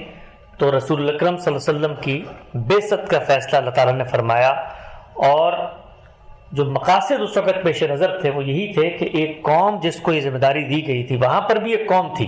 جو اپنی ذمہ داری کو چھوڑ چکی تھی، اور یہاں پر بھی ایک قوم تھی جس نے اپنی ذمہ داری کو چھوڑ دیا ہے. تو اب ان کے ساتھ اللہ تعالیٰ کی جو اسکیم ہے اس کا آخری معاملہ ظہور پذیر ہو. کیوں ظہور پذیر ہو؟ آپ کو یاد ہوگا بالکل ابتدا میں ہم نے چند سوالات پہ غور کیا تھا کہ اس پوری کی پوری اسکیم اور اس دفعہ کا مقصد کیا ہے. اس لیے کہ یا تو انبیاء کا سلسلہ جاری رہے گا، اور جہاں کہیں ان قوموں میں انحراف ہوگا وہاں پر نبی آئیں گے، وہاں پر رسول آئیں گے، اور دینونت کا سلسلہ جاری رہے گا. لیکن اگر اللہ تعالیٰ نے یہ فیصلہ کرنا ہے کہ جی اس پورے کے پورے سلسلے کو وائنڈ اپ کر کے ختم کر کے اب قیامت تک میں نے کوئی پیغمبر نہیں بھیجنا، تو یہ ناگزیر ہے کہ پھر ایک آخری اہتمام کیا جائے، اور وہ آخری اہتمام اس سطح کا ہو جس سطح کا بنی اسرائیل میں اہتمام ہوا تھا. یعنی سیدنا مسیح کو بھیجا، بن باپ کے پیدا کیا، انہیں معجزات دکھائے، اور ان کے ذریعے سے وہاں پر ایک نوعیت کا اتمام حجت ہوا، اور اس کے بعد عذاب آیا تاکہ فیصلہ کر دیا جائے ان کے بارے میں. تو یہی معاملہ اللہ تعالیٰ نے یہاں کیا، اور فیصلے کا وقت آ گیا کہ ایک قوم جو ایک بڑی ذمہ داری پر فائز تھی، توحید کے عالمی مرکز کو انہوں نے شرک کا عالمی اڈا بنا دیا، ان کے ساتھ اب کیا معاملہ ہونا چاہیے ہے؟ تو رسالت مآب صلی اللہ علیہ وسلم کی بعثت ہوتی ہے، اور آپ صلی اللہ علیہ وسلم کو اللہ تعالیٰ نبوت کے مقام پر سرفراز کرتے ہیں، اور وہ بتاتے ہیں کہ آج سے تم پیغمبر ہو، جاؤ اور اپنی اسی قوم کو جا کر دعوت دو، ان کو بتاؤ کہ تم کون سی قوم تھے، تمہیں اللہ نے کس مقام پر فائز کیا تھا، اور تم کن شرک کی غلاظتوں میں ڈوب کر اپنے دامن کو اس سے ہٹ کر اب تم کہاں پستیوں میں پہنچ چکے ہو۔ تو آپ دیکھیے کہ اب انہی آیات کو ہم دوبارہ پڑھتے ہیں، وہ آیات جو ہم نے بالکل ابتدا میں پڑھی تھی کہ جہاں پر ذریت ابراہیم کی دعوت زیر بحث تھی، ان کا مشن زیر بحث تھا، وہ آیات دراصل رسالت مآب صلی اللہ علیہ وسلم کو مخاطب کر کے بات کہہ رہی تھی۔ تو اب آپ دیکھیے کہ جو کچھ پچھلی قوم کے ساتھ ہوا وہی معاملے کو ریفر کر کے اللہ تعالیٰ یہاں پر ان کو ساری باتیں کہہ رہے ہوں گے۔ تو آپ یہ دیکھیے قرآن مجید کی سورہ حج ہے، اس میں ارشاد ہوا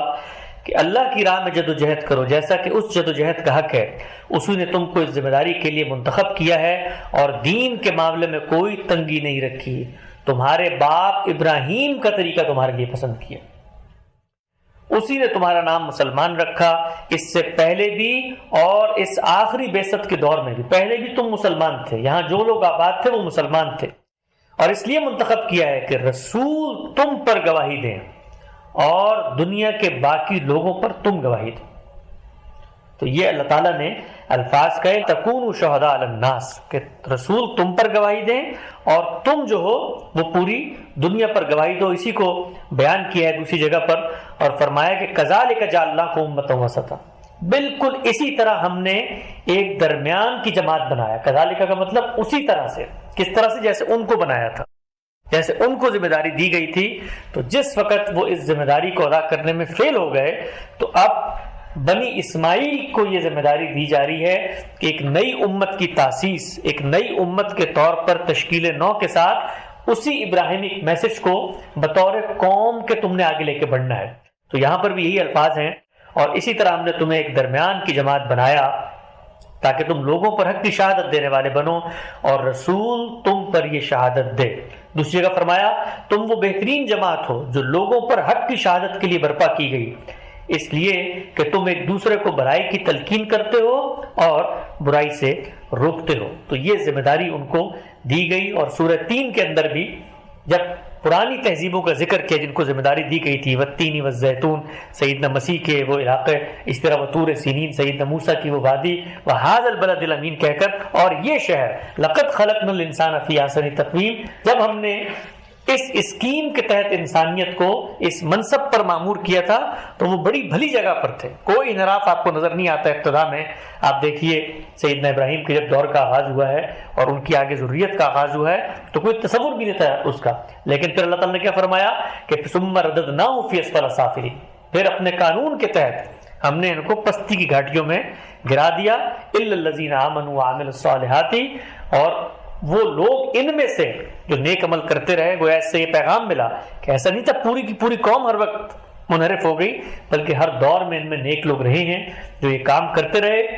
اور اس کام کے بعد اللہ تعالیٰ جو ہے وہ ان کو اجر دے گا۔ فرمایا کہ ان الذین آمنوا وعملوا الصالحات فلہم اجر غیر ممنون فما یکذبک بعد بالدین الیس اللہ باحکم الحاکمین۔ تو اس سے بھی آپ کو یہ اندازہ ہوتا ہے کہ یہ آیات بالکل رسول اکرم صلی اللہ علیہ وسلم کو جب مخاطب کر رہی ہیں تو اسی قانون کے تحت ان سے گفتگو کر رہی ہیں۔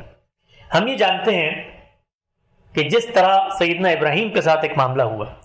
کہ آپ کو رسول بھی بنا کر بھیجا گیا اور ایک نئی امت کی تاسیس کا سرخیل بھی آپ کو قرار دیا گیا، یہی معاملہ رسول اکرم صلی اللہ علیہ وسلم کے ساتھ بھی ہوا ہے۔ آپ بنی اسماعیل میں آئے ہیں اور بنی اسماعیل کے اندر آخری اور حتمی حجت لے کر آئے ہیں، اور بطور قوم جو ذمہ داریاں ہیں ان کو آپ نے آگے بڑھانے کی تلقین کی ہے۔ اس کے ساتھ ساتھ آپ اپنے عہد کے جو آپ کے مخاطبین ہیں ان کے لیے رسول کی حیثیت سے آئے، اور ہم نے یہ بڑی تفصیل سے شروع میں سمجھا تھا کہ رسالت کا جو قانون ہے وہ رسالت کا قانون ہمیں وضاحت کے ساتھ معلوم ہی اللہ کے پیغمبر محمد صلی اللہ علیہ وسلم کے ساتھ اللہ کے معاملے کے بعد ہوتا ہے۔ خود قرآن مجید نے اس کو موضوع بنایا، بے تحاشا مقامات کا میں نے آپ کو حوالہ دے کر یہ بتایا تھا، وَلِكُلِّ أُمَّةٍ رَسُولٌ فَإِذَا جَاءَ رَسُولُهُمْ قُضِيَ بَيْنَهُمْ بِالْقِسْطِ وَهُمْ لَا يُظْلِمُونَ۔ ہر امت میں ایک رسول آیا، جب وہ آ جاتا ہے فیصلہ کر دیا جاتا ہے۔ کیا فیصلہ ہوتا ہے؟ كَتَبَ اللَّهُ لَأَغْلِبَنَّ أَنَا وَرُسُلِي، اللہ تعالیٰ کہتے ہیں کہ پھر میں تمہیں غلبہ دوں گا. وہ غلبہ کیسے آتا ہے؟ عذاب کے ذریعے. یعذبہم اللہ بایدیکم، نہ ماننے والوں کے اوپر ماننے والوں کے ذریعے سے عذاب کا کوڑا جو ہے وہ برسایا جاتا ہے. اللہ تعالیٰ نے بتایا. اور یہ کیوں ہوتا ہے؟ لِأَلَّا يَكُونَ لِلنَّاسِ عَلَى اللَّهِ حُجَّةٌ بَعْدَ الرُّسُلِ، تاکہ پیغمبر کی حجت روئے زمین پہ قائم ہو جائے. اور پھر اللہ تعالیٰ نے بتایا کہ وَمَا كُنَّا مُعَذِّبِينَ حَتَّى نَبْعَثَ رَسُولًا، اس وقت تک عذاب نہیں دیتے جب تک ہم فیصلہ نہ کر دیں پیغمبر کو بھیجنے کا. تو رسول اکرم صلی اللہ علیہ وسلم کو ایک قوم کی طرف بھیجا گیا. اس قوم کے اندر دو گروپس موجود ہیں. ایک وہ ہیں جو بنی اسماعیل کے اندر کھڑے ہوئے ہیں، مشرکین مکہ،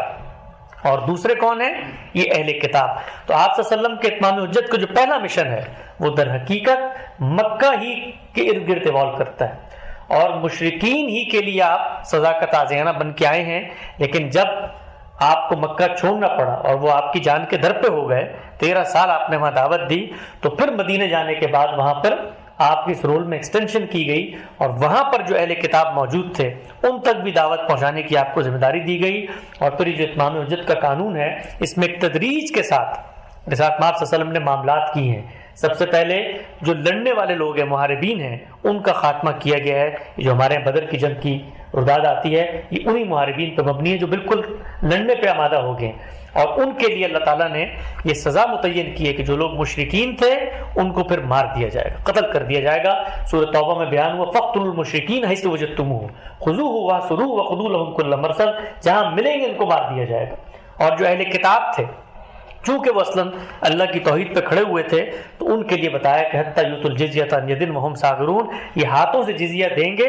اور تمہارے باج گزار بن کے رہیں گے. تو یہ تو قانون اتمام حجت کے تحت اللہ کے پیغمبر نے کچھ فیصلے کیے. لیکن یہ جو قانون تھا، یہ جو ذریت ابراہیم کے ساتھ قوموں کے انتخاب اور علاقوں کی تخصیص کا قانون،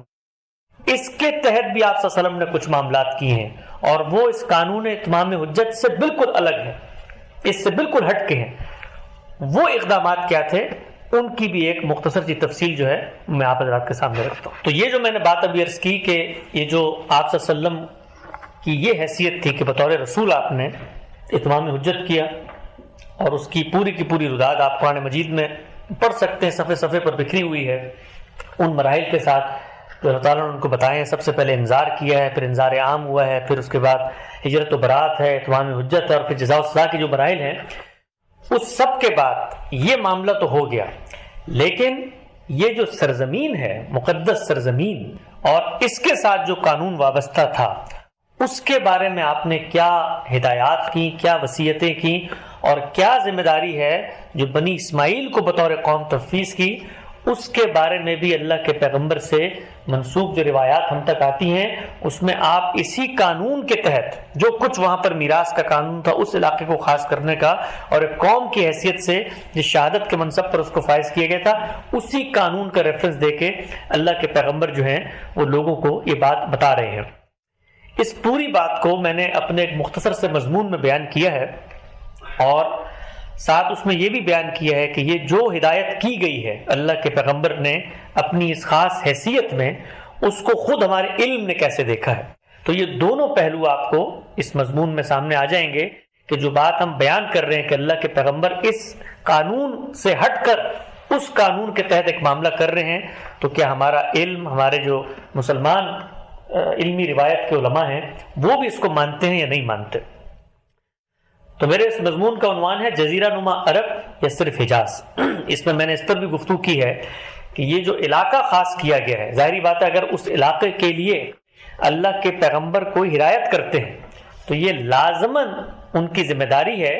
کہ اس علاقے کے حدود اربع کو بھی وہ متعین کریں. یعنی مثلا میں اگر آج کوئی ذمہ داری دیتا ہوں اپنے بچوں کو کہ بھائی فلاں میدان میں کسی کو آنے نہ دینا، تو اب میرے اوپر یہ لازم ہے کہ میں اس میدان کی حدود بندی کر کے بتاؤں کہ بھائی یہ میدان کہاں سے کہاں تک کا ہے. اللہ کے پیغمبر نے بھی آپ کی ذمہ داری تھی کہ پھر آپ اس کو واضح کریں کہ یہ جو میراث کا علاقہ ہے جس کو اللہ کے منتخب پیغمبر ابراہیم علیہ السلام نے بنی اسماعیل کے لیے آباد کر کے پہنچایا تھا، اس کی حدود بندی کیا ہے. تو میں نے لکھا ہے کہ اللہ تعالیٰ نے سیدنا ابراہیم کے ذریعے جن دو علاقوں کا اپنی توحید کے مراکز کے طور پہ انتخاب کیا تھا، ان میں سے ایک جزیرہ نما عرب ہے. جہاں سیدنا ابراہیم نے اپنے بیٹے اسماعیل کو آباد کیا تھا، دوسرا کنعان ہے جہاں پہلے اسحاق اور پھر سیدنا یعقوب علیہ السلام معمور ہوئے جنہیں اسرائیل بھی کہا جاتا ہے۔ 7ویں صدی عیسوی میرے ساتھ ماں صلی اللہ علیہ وسلم کو سرزمین عرب میں بھیجا گیا تو ہدایت کی گئی کہ وہ زمین جو خدا کی توحید کے لیے خاص ہے اس میں اب دین پورا کا پورا صرف اللہ ہی کا ہو جانا چاہیے۔ قرآن مجید میں یہ بات مذکور ہے، فرمایا کہ وَقَاتِلُوهُمْ حَتَّى لَا تَكُونُ فِتْنَةٌ وَيَكُونُ الدِّينُ كُلُّهُ لِلَّهِ۔ آپ نے اس ہدایت پر پوری طرح عمل کیا اور یہی ہدایت ہے جو آپ نے اپنے صحابہ کو بھی آگے منتقل کی۔ آپ صلی اللہ علیہ وسلم سے منسوخ بے شمار احادیث ہیں جن میں آپ نے فرمایا کہ اخرج الیہود اہل الحجاز و اہل النجران من جزیرۃ العرب، حجاز کے یہودیوں اور اہل نجران یعنی نصارہ کو جزیرہ نما عرب سے باہر نکال پھینکو۔ ایک دوسرے موقع پہ آپ نے فرمایا کہ لَأَخْرِجَنَّ الْيَهُودَ وَالنَّصَارَى مِنْ جَزِيرَةِ الْعَرَبِ حَتَّى لَا عَدَى إِلَّا مُسْلِمًا، کہ میں ان یہود اور نصارہ کو ضرور بضرور عرب کے جزیرے سے نکال دوں گا یہاں تک کہ اس جگہ مسلمانوں کے سوا میں کسی کو نہ رہنے دوں۔ ایک اور روایت ہے سیدہ عائشہ کی، وہ فرماتی ہیں کہ رسول اکرم صلی اللہ علیہ وسلم نے آخری عہد جو ہم سے لیا تھا دنیا سے رخصت ہونے سے پہلے، جو آخری عہد ہم سے لیا تھا وہ یہ تھا کہ جزیرہ نما عرب کے اندر 2 دین نہیں باقی رہنے چاہیے۔ یہاں پر یہ مٹی، یہ دھرتی، یہ علاقہ صرف اور صرف توحید کے مرکز کے طور پہ قائم ہے۔ کوئی دوسری قوم اب یہاں پر یہ جو موجود ہے ان کو نکال باہر پھینکو۔ میں نے لکھا ہے کہ قرآن مجید اور احادیث کی ان واضح تصریحات کے بعد یہ بات بالکل واضح ہو جاتی ہے کہ اس حکم کا اطلاق پورے جزیرہ نما عرب پہ ہونا چاہیے، کیونکہ جو رسول اللہ نے الفاظ ادا کیے وہ جزیرۃ العرب ہے۔ آج اگر آپ اس کی حدود بندی کرنا چاہیں تو یہ ان ممالک پر مشتمل ہے: مملکت العربیہ السعودیہ، سلطنت العمان، امارات العربیہ المتحدہ، دولت الکویت، دولت القطر اور مملکت البحرین۔ یہ کل ملا کے 1 2 3 4 5 6 ممالک ہیں آج جو اس زمانے میں جس وقت رسول اکرم صلی اللہ علیہ وسلم دنیا سے رخصت ہو رہے تھے جزیرہ نما عرب سمجھے جاتے تھے۔ جزیرہ نما عرب کا مطلب یہ ہے کہ جزیرہ عام طور پہ چاروں طرف اس مٹی کے خطوں کو کہتے ہیں اس کے گرد پانی ہو، لیکن اس کے 3 طرف پانی ہے۔ اگر آپ حجاز کی سرزمین کو دیکھیں تو جزیرہ نما کہا جاتا ہے، یعنی جزیرے کی طرح کا یہ ایک علاقہ ہے۔ تو میں نے لکھا کہ تاہم بعض اہل علم نے اس معاملے میں ایک مختلف نقطہ نظر اپنایا ہے۔ ان کا ماننا ہے کہ یہ حکم پورے جزیرہ نما عرب نہیں بلکہ صرف حجاز کے لیے تھا۔ ان میں سے ایک شاہ ولی اللہ محدث دہلوی ہیں، انہوں نے اپنی کتاب حجت اللہ البالغہ میں جہاد کے باب میں مال غنیمت کی تقسیم کے ضمن میں دنیا میں ممالک کی تقسیم پر مختصر گفتگو کرتے ہوئے اس بات کو واضح کیا ہے۔ شاہ صاحب لکھتے ہیں کہ دنیا میں ممالک 2 طرح کے ہیں، ایک وہ جنہیں اسلام کے لیے خاص کر لیا گیا ہے جیسے حجاز، یا وہ جن پر مسلمان غالب آ گئے ہیں، اور دوسری قسم کے وہ ممالک ہیں جن میں کفار کی اکثریت ہو یا پھر مسلمانوں کا غلبہ قائم ہو گیا ہو لڑ کر یا صلح کر کے۔ آپ یہ دیکھیے جو الفاظ انہوں نے استعمال کیے کہ ان البلاد علی قسمین قسم تجرد اہل الاسلام کالحجاز، وہ خطہ جو اسلام کے لیے خاص کر دیا گیا ہے۔ گویا وہ یہ بات بیان کر رہے ہیں کہ پوری دنیا کے تمام علاقوں کا ایک جیسا معاملہ نہیں ہے کہ مسلمان کہیں جا کے آباد ہو گئے یا انہوں نے مثال کے طور پہ حملہ کر کے کوئی جگہ اپنا لی، نہیں، وہ جگہ الگ ہے اور یہ جگہ جس کو اسلام کے لیے خاص کر لیا گیا ہے یہ بالکل الگ ہے۔ لیکن جو بات انہوں نے فرمائی وہ یہ فرمائی کہ جیسے کہ حجاز، اور ہم یہ جانتے ہیں کہ جو جزیرہ نما عرب کا علاقہ ہے حجاز اس کے اندر ایک مختصر سا علاقہ ہے جس کے اندر یہ پورا کا پورا حرم اور اس کے ارد گرد کی جو وادیاں ہیں وہ آباد ہیں۔ تو شاہ صاحب جو بات فرما رہے ہیں وہ یہ ہے کہ پورا جزیرہ نما عرب مراد نہیں ہے، بالعموم ان کی بات سے یہ تاثر جاتا ہے کہ پورا جزیرہ نما عرب اللہ تعالیٰ نے خاص نہیں کیا تھا بلکہ صرف حجاز کی وادی ہے جو خاص کی تھی۔ میں لکھا کہ شاہ صاحب کی مذکورہ عبارت میں یہ بات سامنے آتی ہے کہ وہ جس علاقے کو مسلمانوں کے لیے خاص قرار دے رہے ہیں وہ حجاز ہے۔ ہم جانتے ہیں کہ حجاز جزیرہ نما عرب کا محض ایک حصہ ہے جو تاریخی طور پر نجد اور تہامہ کے مابین ایک فاصل ہے۔ شاہ صاحب اگر یہاں حجاز ہی کو اس حکم کے تحت بیان کرنا چاہتے تھے تو یقیناً امت میں رائج نقطہ نظر سے ان کا ایک مختلف نقطہ نظر تھا۔ البتہ ایک امکان یہ بھی ہو سکتا ہے کہ جز بول کر کل مراد لینے کے اصول پر حجاز سے یہاں شاہ صاحب پورا عرب ہی مراد لے رہے ہوں۔ اس امکان کو شاہ صاحب کی دوسری چند عبارات سے تقویت ملتی ہے، جہاں حجاز محض ایک مخصوص علاقے کے لیے نہیں بلکہ دوسرے علاقوں کے لیے بھی بولا جا رہا ہے۔ یعنی خود شاہ ولی اللہ نے اپنی کتاب حجت اللہ البالغہ میں خود جو حجاز کا لفظ ہے اس کو پورے جزیرہ نما عرب کے لیے بھی بولا ہے۔ تو کسی ایک عبارت کو دیکھ کے شاید یہ تاثر ہو سکتا ہے کہ شاہ صاحب یہاں پہ صرف جزیرہ نما عرب کو حجاز تک محدود کر رہے ہیں، لیکن ایسا نہیں ہے۔ میں نے پھر وہ عبارتیں نقل کی ہیں اور یہ بتایا ہے کہ شاہ صاحب نے مختلف جگہوں پر جہاں پر انہوں نے بتایا کہ بھئی یہ قول صحابہ اور تابعین نے اپنایا، اہل عراق نے اپنایا اور ان کے مقابلے میں اہل حجاز نے اپنایا، تو سب جانتے ہیں کہ وہاں پر ان کی مراد اہل حجاز سے پورے کے پورے اہل عرب ہے۔ لیکن چونکہ حجاز ایک نمایاں علاقہ تھا تو آپ جز بول کے کل مراد لے لیتے ہیں۔ جیسے ہم عام طور پہ آج کہتے ہیں کہ بھئی یہ معاملہ تو مثال کے طور پہ واشنگٹن کی رائے یہ ہے، تو واشنگٹن کی رائے یہ اسے مراد یہ ہوتا ہے کہ امریکہ اصل میں اس معاملے میں یہ چیز سوچ رہا ہوتا ہے، تو یہ بات بھی وہاں پر سامنے آتی ہے۔ لیکن اگر آپ باقی اہل علم علماء کا جائزہ لیں تو وہ اس معاملے میں بالکل واضح ہیں، اور وہ یہ بتاتے ہیں کہ جو پورا کا پورا معاملہ ساتھ آپ صلی اللہ علیہ وسلم سے منسوب ہے یہ صرف حجاز تک خاص نہیں ہے بلکہ اس میں پورا عرب شامل ہے۔ لیکن جب ہم روایتوں کا استقصاء کرتے ہیں تو اس سے معلوم ہوتا ہے کہ ساتھ آپ صلی اللہ علیہ وسلم نے یہ بات کہی ہے کہ حجاز کے یہودیوں کو، نجران کے مسیحیوں کو نکال دو، اس سے یہ غلط فہمی پیدا ہوئی کہ کیا حجاز سے مراد صرف حجاز ہے یا یہاں پر رسول اللہ صلی اللہ علیہ وسلم پورے عرب کو زیر بحث لا رہے ہیں، کیونکہ رسالت صلی اللہ علیہ وسلم نے جو تلقین کی وہ تو لوگوں کی تفہیم کے لحاظ سے، کیونکہ اس وقت حجاز میں یہودی آباد تھے یا اس وقت مثال کے طور پر نجران کے اندر عیسائی آباد تھے، تو انہوں نے فرمایا کہ وہاں کے یہودیوں کو نکال دو۔ اس سے یہ غلط فہمی جنم لینا شروع ہوئی کہ کیا اللہ کے پیغمبر نے محض اس علاقے تک کی بات کی تھی یا یہ علاقہ پورے جزیرہ نما عرب پہ محیط ہے۔ تو آپ جب روایتوں کا استقصاء کرتے ہیں تو ان سے معلوم ہوتا ہے کہ ایسا نہیں ہے، بلکہ باقی روایتوں میں یہ تصریح ہے کہ رسول اللہ صلی اللہ علیہ وسلم نے پورے جزیرہ نما عرب کا نام لے کر یہ بتایا ہے کہ آپ نے ان سے جو مذاہب کے لوگ ہیں ان کو جو ہے وہ نکال دینا ہے۔ اور بہت ساری آراء جو ہیں میں نے اپنے اس مضمون میں جمع کر دی ہیں، لوگ اگر اس کو پڑھنا چاہیں کہ خود ہمارا ماضی قریب کا علم جو ہے وہ اس کو کیسے دیکھتا ہے، تو جو اختلاف ہے وہ اختلاف صرف اس میں ہے کہ سرزمین حجاز مراد ہے یا پورا جزیرہ نما عرب مراد ہے۔ لیکن ہمارے علم کے بڑے بڑے علماء، آپ اعلاء سنن کے اندر دیکھیں، آپ کتاب ابن عبد البر کی الاستذکار دیکھیں، امام شافعی، امام مالک کا نقطہ نظر دیکھیں، شاہ ولی اللہ کا نقطہ نظر میں نے آپ کے سامنے بیان کیا، اس سے یہ واضح ہوتا ہے کہ ہمارے اہل علم علماء نہ صرف یہ کہ اس علاقے کی ایک الگ جداگانہ حیثیت کو تسلیم کر رہے ہیں بلکہ اس کے اندر جو معاملات ہونے ہیں ان کے بارے میں بھی یہ کہہ رہے ہیں کہ یہ اسلام کے لیے خاص علاقہ ہے، یہاں پر کسی کی سکونت کو اختیار کرنے کی اجازت نہیں دی جا سکتی۔ بلکہ حال ہی میں امارات کے اندر، دبئی کے اندر جب یہ فیصلہ کیا گیا کہ ایک بڑا مندر تعمیر کریں گے تو سعودی عرب کا جو دارالقضاء ہے جہاں سے فتووں کا اجرا ہوتا ہے، انہوں نے اس فیصلے کی مخالفت کی اور مخالفت میں جو فتویٰ جاری کیا اس فتوے میں جو حدیث لکھی وہی حدیث تھی کہ اللہ کے رسول نے ہمیں یہ حکم دیا ہے کہ ہم یہاں پر ان کی عبادت گاہیں اور ان کی آباد کاری کی اجازت نہیں دیں گے۔ بالکل یہی روایت انہوں نے لکھی کہ اللہ کے پیغمبر کا یہ حکم ہے کہ پورا جزیرہ نما عرب جو ہے اس میں جو غیر مذہب کے ماننے والے ہیں یہ مستقل نہیں رہ سکتے، ان کی عبادت گاہیں نہیں بن سکتی، یہاں کے شہری نہیں بن سکتے، سفر کرنے کے لیے آئیں، وہاں عارضی طور پہ قیام کریں، واپس چلے جائیں۔ تو اس سے یہ اندازہ ہوتا ہے کہ جو تصور ہمارے یہاں بالعموم پیش کر دیا جاتا ہے کہ یہ جو بات کی جا رہی ہے کہ جی یہ علاقہ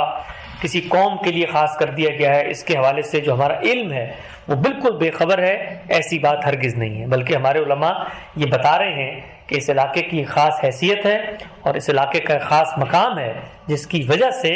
اس کو ایک تقدس حاصل ہے۔ ورنہ آپ دیکھیے پوری دنیا میں آزادی ہے مسلمانوں کے ملکوں میں، غیر مسلم آئیں، شراب پئیں، وہاں پر مثال کے طور پر ہمارے فقہاء لکھتے ہیں ان کی عبادت گاہیں تعمیر ہو سکتی ہیں، لیکن حرمین کے بارے میں وہ یہ خاص فیصلہ کرتے ہیں۔ تو یہ بنی اسماعیل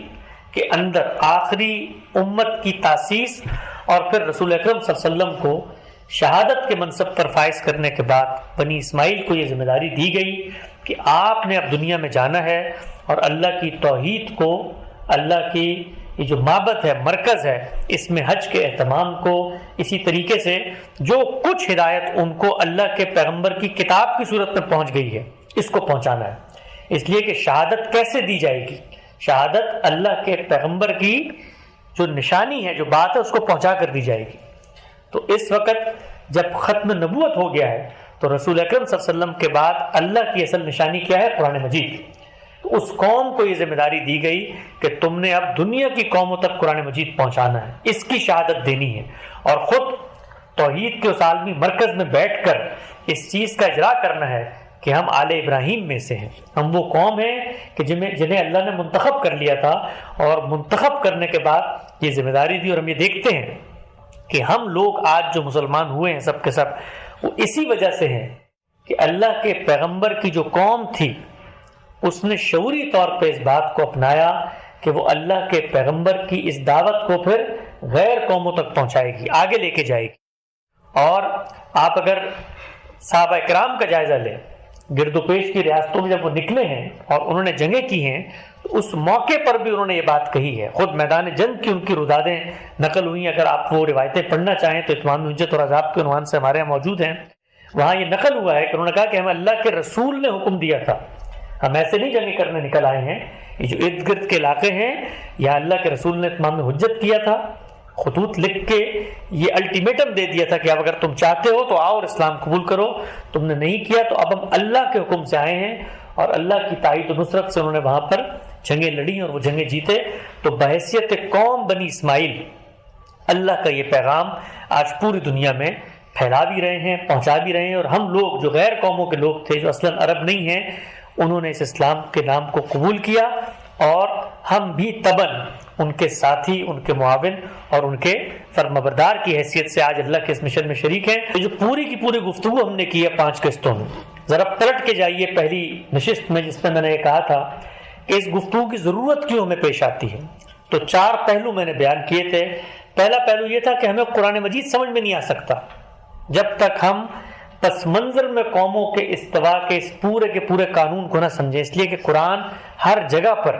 اسی قانون کا حوالہ دے کر ہمیں یہ بتا رہا ہے کہ آل ابراہیم میں سے قوم کے ساتھ میں نے یہ معاملہ کیا تھا، اور تم بنی اسماعیل ایک دوسری قوم ہو اور اب تمہارے ساتھ یہ معاملہ ہونا جا رہا ہے۔ دوسرا سوال ہم نے یہ کہا تھا کہ جو کچھ اسلام کے نام پر ہم چیزوں پر عمل درآمد کرتے ہیں اس کو ہمیں اوریجنیٹ ہوتے ہوئے دریافت کرنا ہے، اس کی حقیقت کو ہم نے جاننا ہے۔ اگر ہم اس کی حقیقت کو نہیں جان سکتے تو پھر ہم اس کے مقصد کو بھی نہیں جان سکتے، اس پر عمل بھی نہیں کر سکتے۔ تو یہ ساری کی ساری جو دینی روایت ہے یہ اللہ کے پیغمبر رسول اکرم صلی اللہ علیہ وسلم سے شروع نہیں ہوتی، بلکہ یہ سیدنا ابراہیم سے شروع ہوتی ہے، اور سیدنا ابراہیم کے ساتھ اللہ نے جو معاملہ کیا ہے اس کو جب تک ہم نہیں سمجھیں گے اس وقت تک ہم اپنے ان مراسم عبودیت کو بھی نہیں سمجھ سکتے۔ اسی طریقے سے پیغمبر کہاں کھڑے ہیں، پیغمبر کو جو اللہ تعالیٰ ہدایات دے رہے ہیں وہ کون سی ہدایت کس قانون کے تحت ہے۔ جب یہ کہا جا رہا ہے کہ فقتل المشرکین، نکلو اور مار دو سب لوگوں کو، تو کیا یہ ہدایت آج ہم سے متعلق ہے یا یہ اللہ کا کوئی خاص قانون ہے جس کے پس منظر میں یہ بات کی جا رہی ہے؟ وہ کون سی ہدایات ہیں جو بنی اسماعیل کو بطور قوم دی گئی ہیں؟ یا میری بھی یہ ذمہ داری ہے کہ میں پوری دنیا تک دین کا یہ میسج پہنچاؤں؟ تو میں رسالت مآب صلی اللہ علیہ وسلم دین کی حیثیت سے جو ہدایات مجھے دے رہے ہیں ان کی نوعیت کو نہیں سمجھ سکتا جب تک پس منظر میں میرے سامنے یہ واضح نہ ہو کہ آپ کس قوم سے تعلق رکھتے ہیں، اس قوم کی حیثیت کیا ہے، اس قوم کے بارے میں کیا فیصلے کر دیے گئے ہیں۔ اسی طریقے سے یہ بات کہ جو پورا کا پورا دین میرے سامنے اس وقت موجود ہے، اس دین کے اندر کون سی ہدایات ہیں جو مجھ سے متعلق ہیں، کون سی ہدایات ہیں جو پیغمبر سے متعلق ہیں، اور کون سی ہدایات ہیں جو پیغمبر کی قوم سے متعلق ہیں، یہ سب باتیں بھی ہمیں معلوم نہیں پڑ سکتی جس وقت تک ہم پیچھے مڑ کے اللہ تعالیٰ کے اس پیغمبر کی اس پوری اسکیم کو ابتدا سے انتہا تک جانیں اور عہد بعہد یہ دیکھیں کہ اس میں کیا معاملات ہوئے ہیں اور آخر میں کس نتیجے تک بات پہنچی ہے۔ اقول قولی ھذا واستغفر اللہ لی ولکم ولسائر المسلمین۔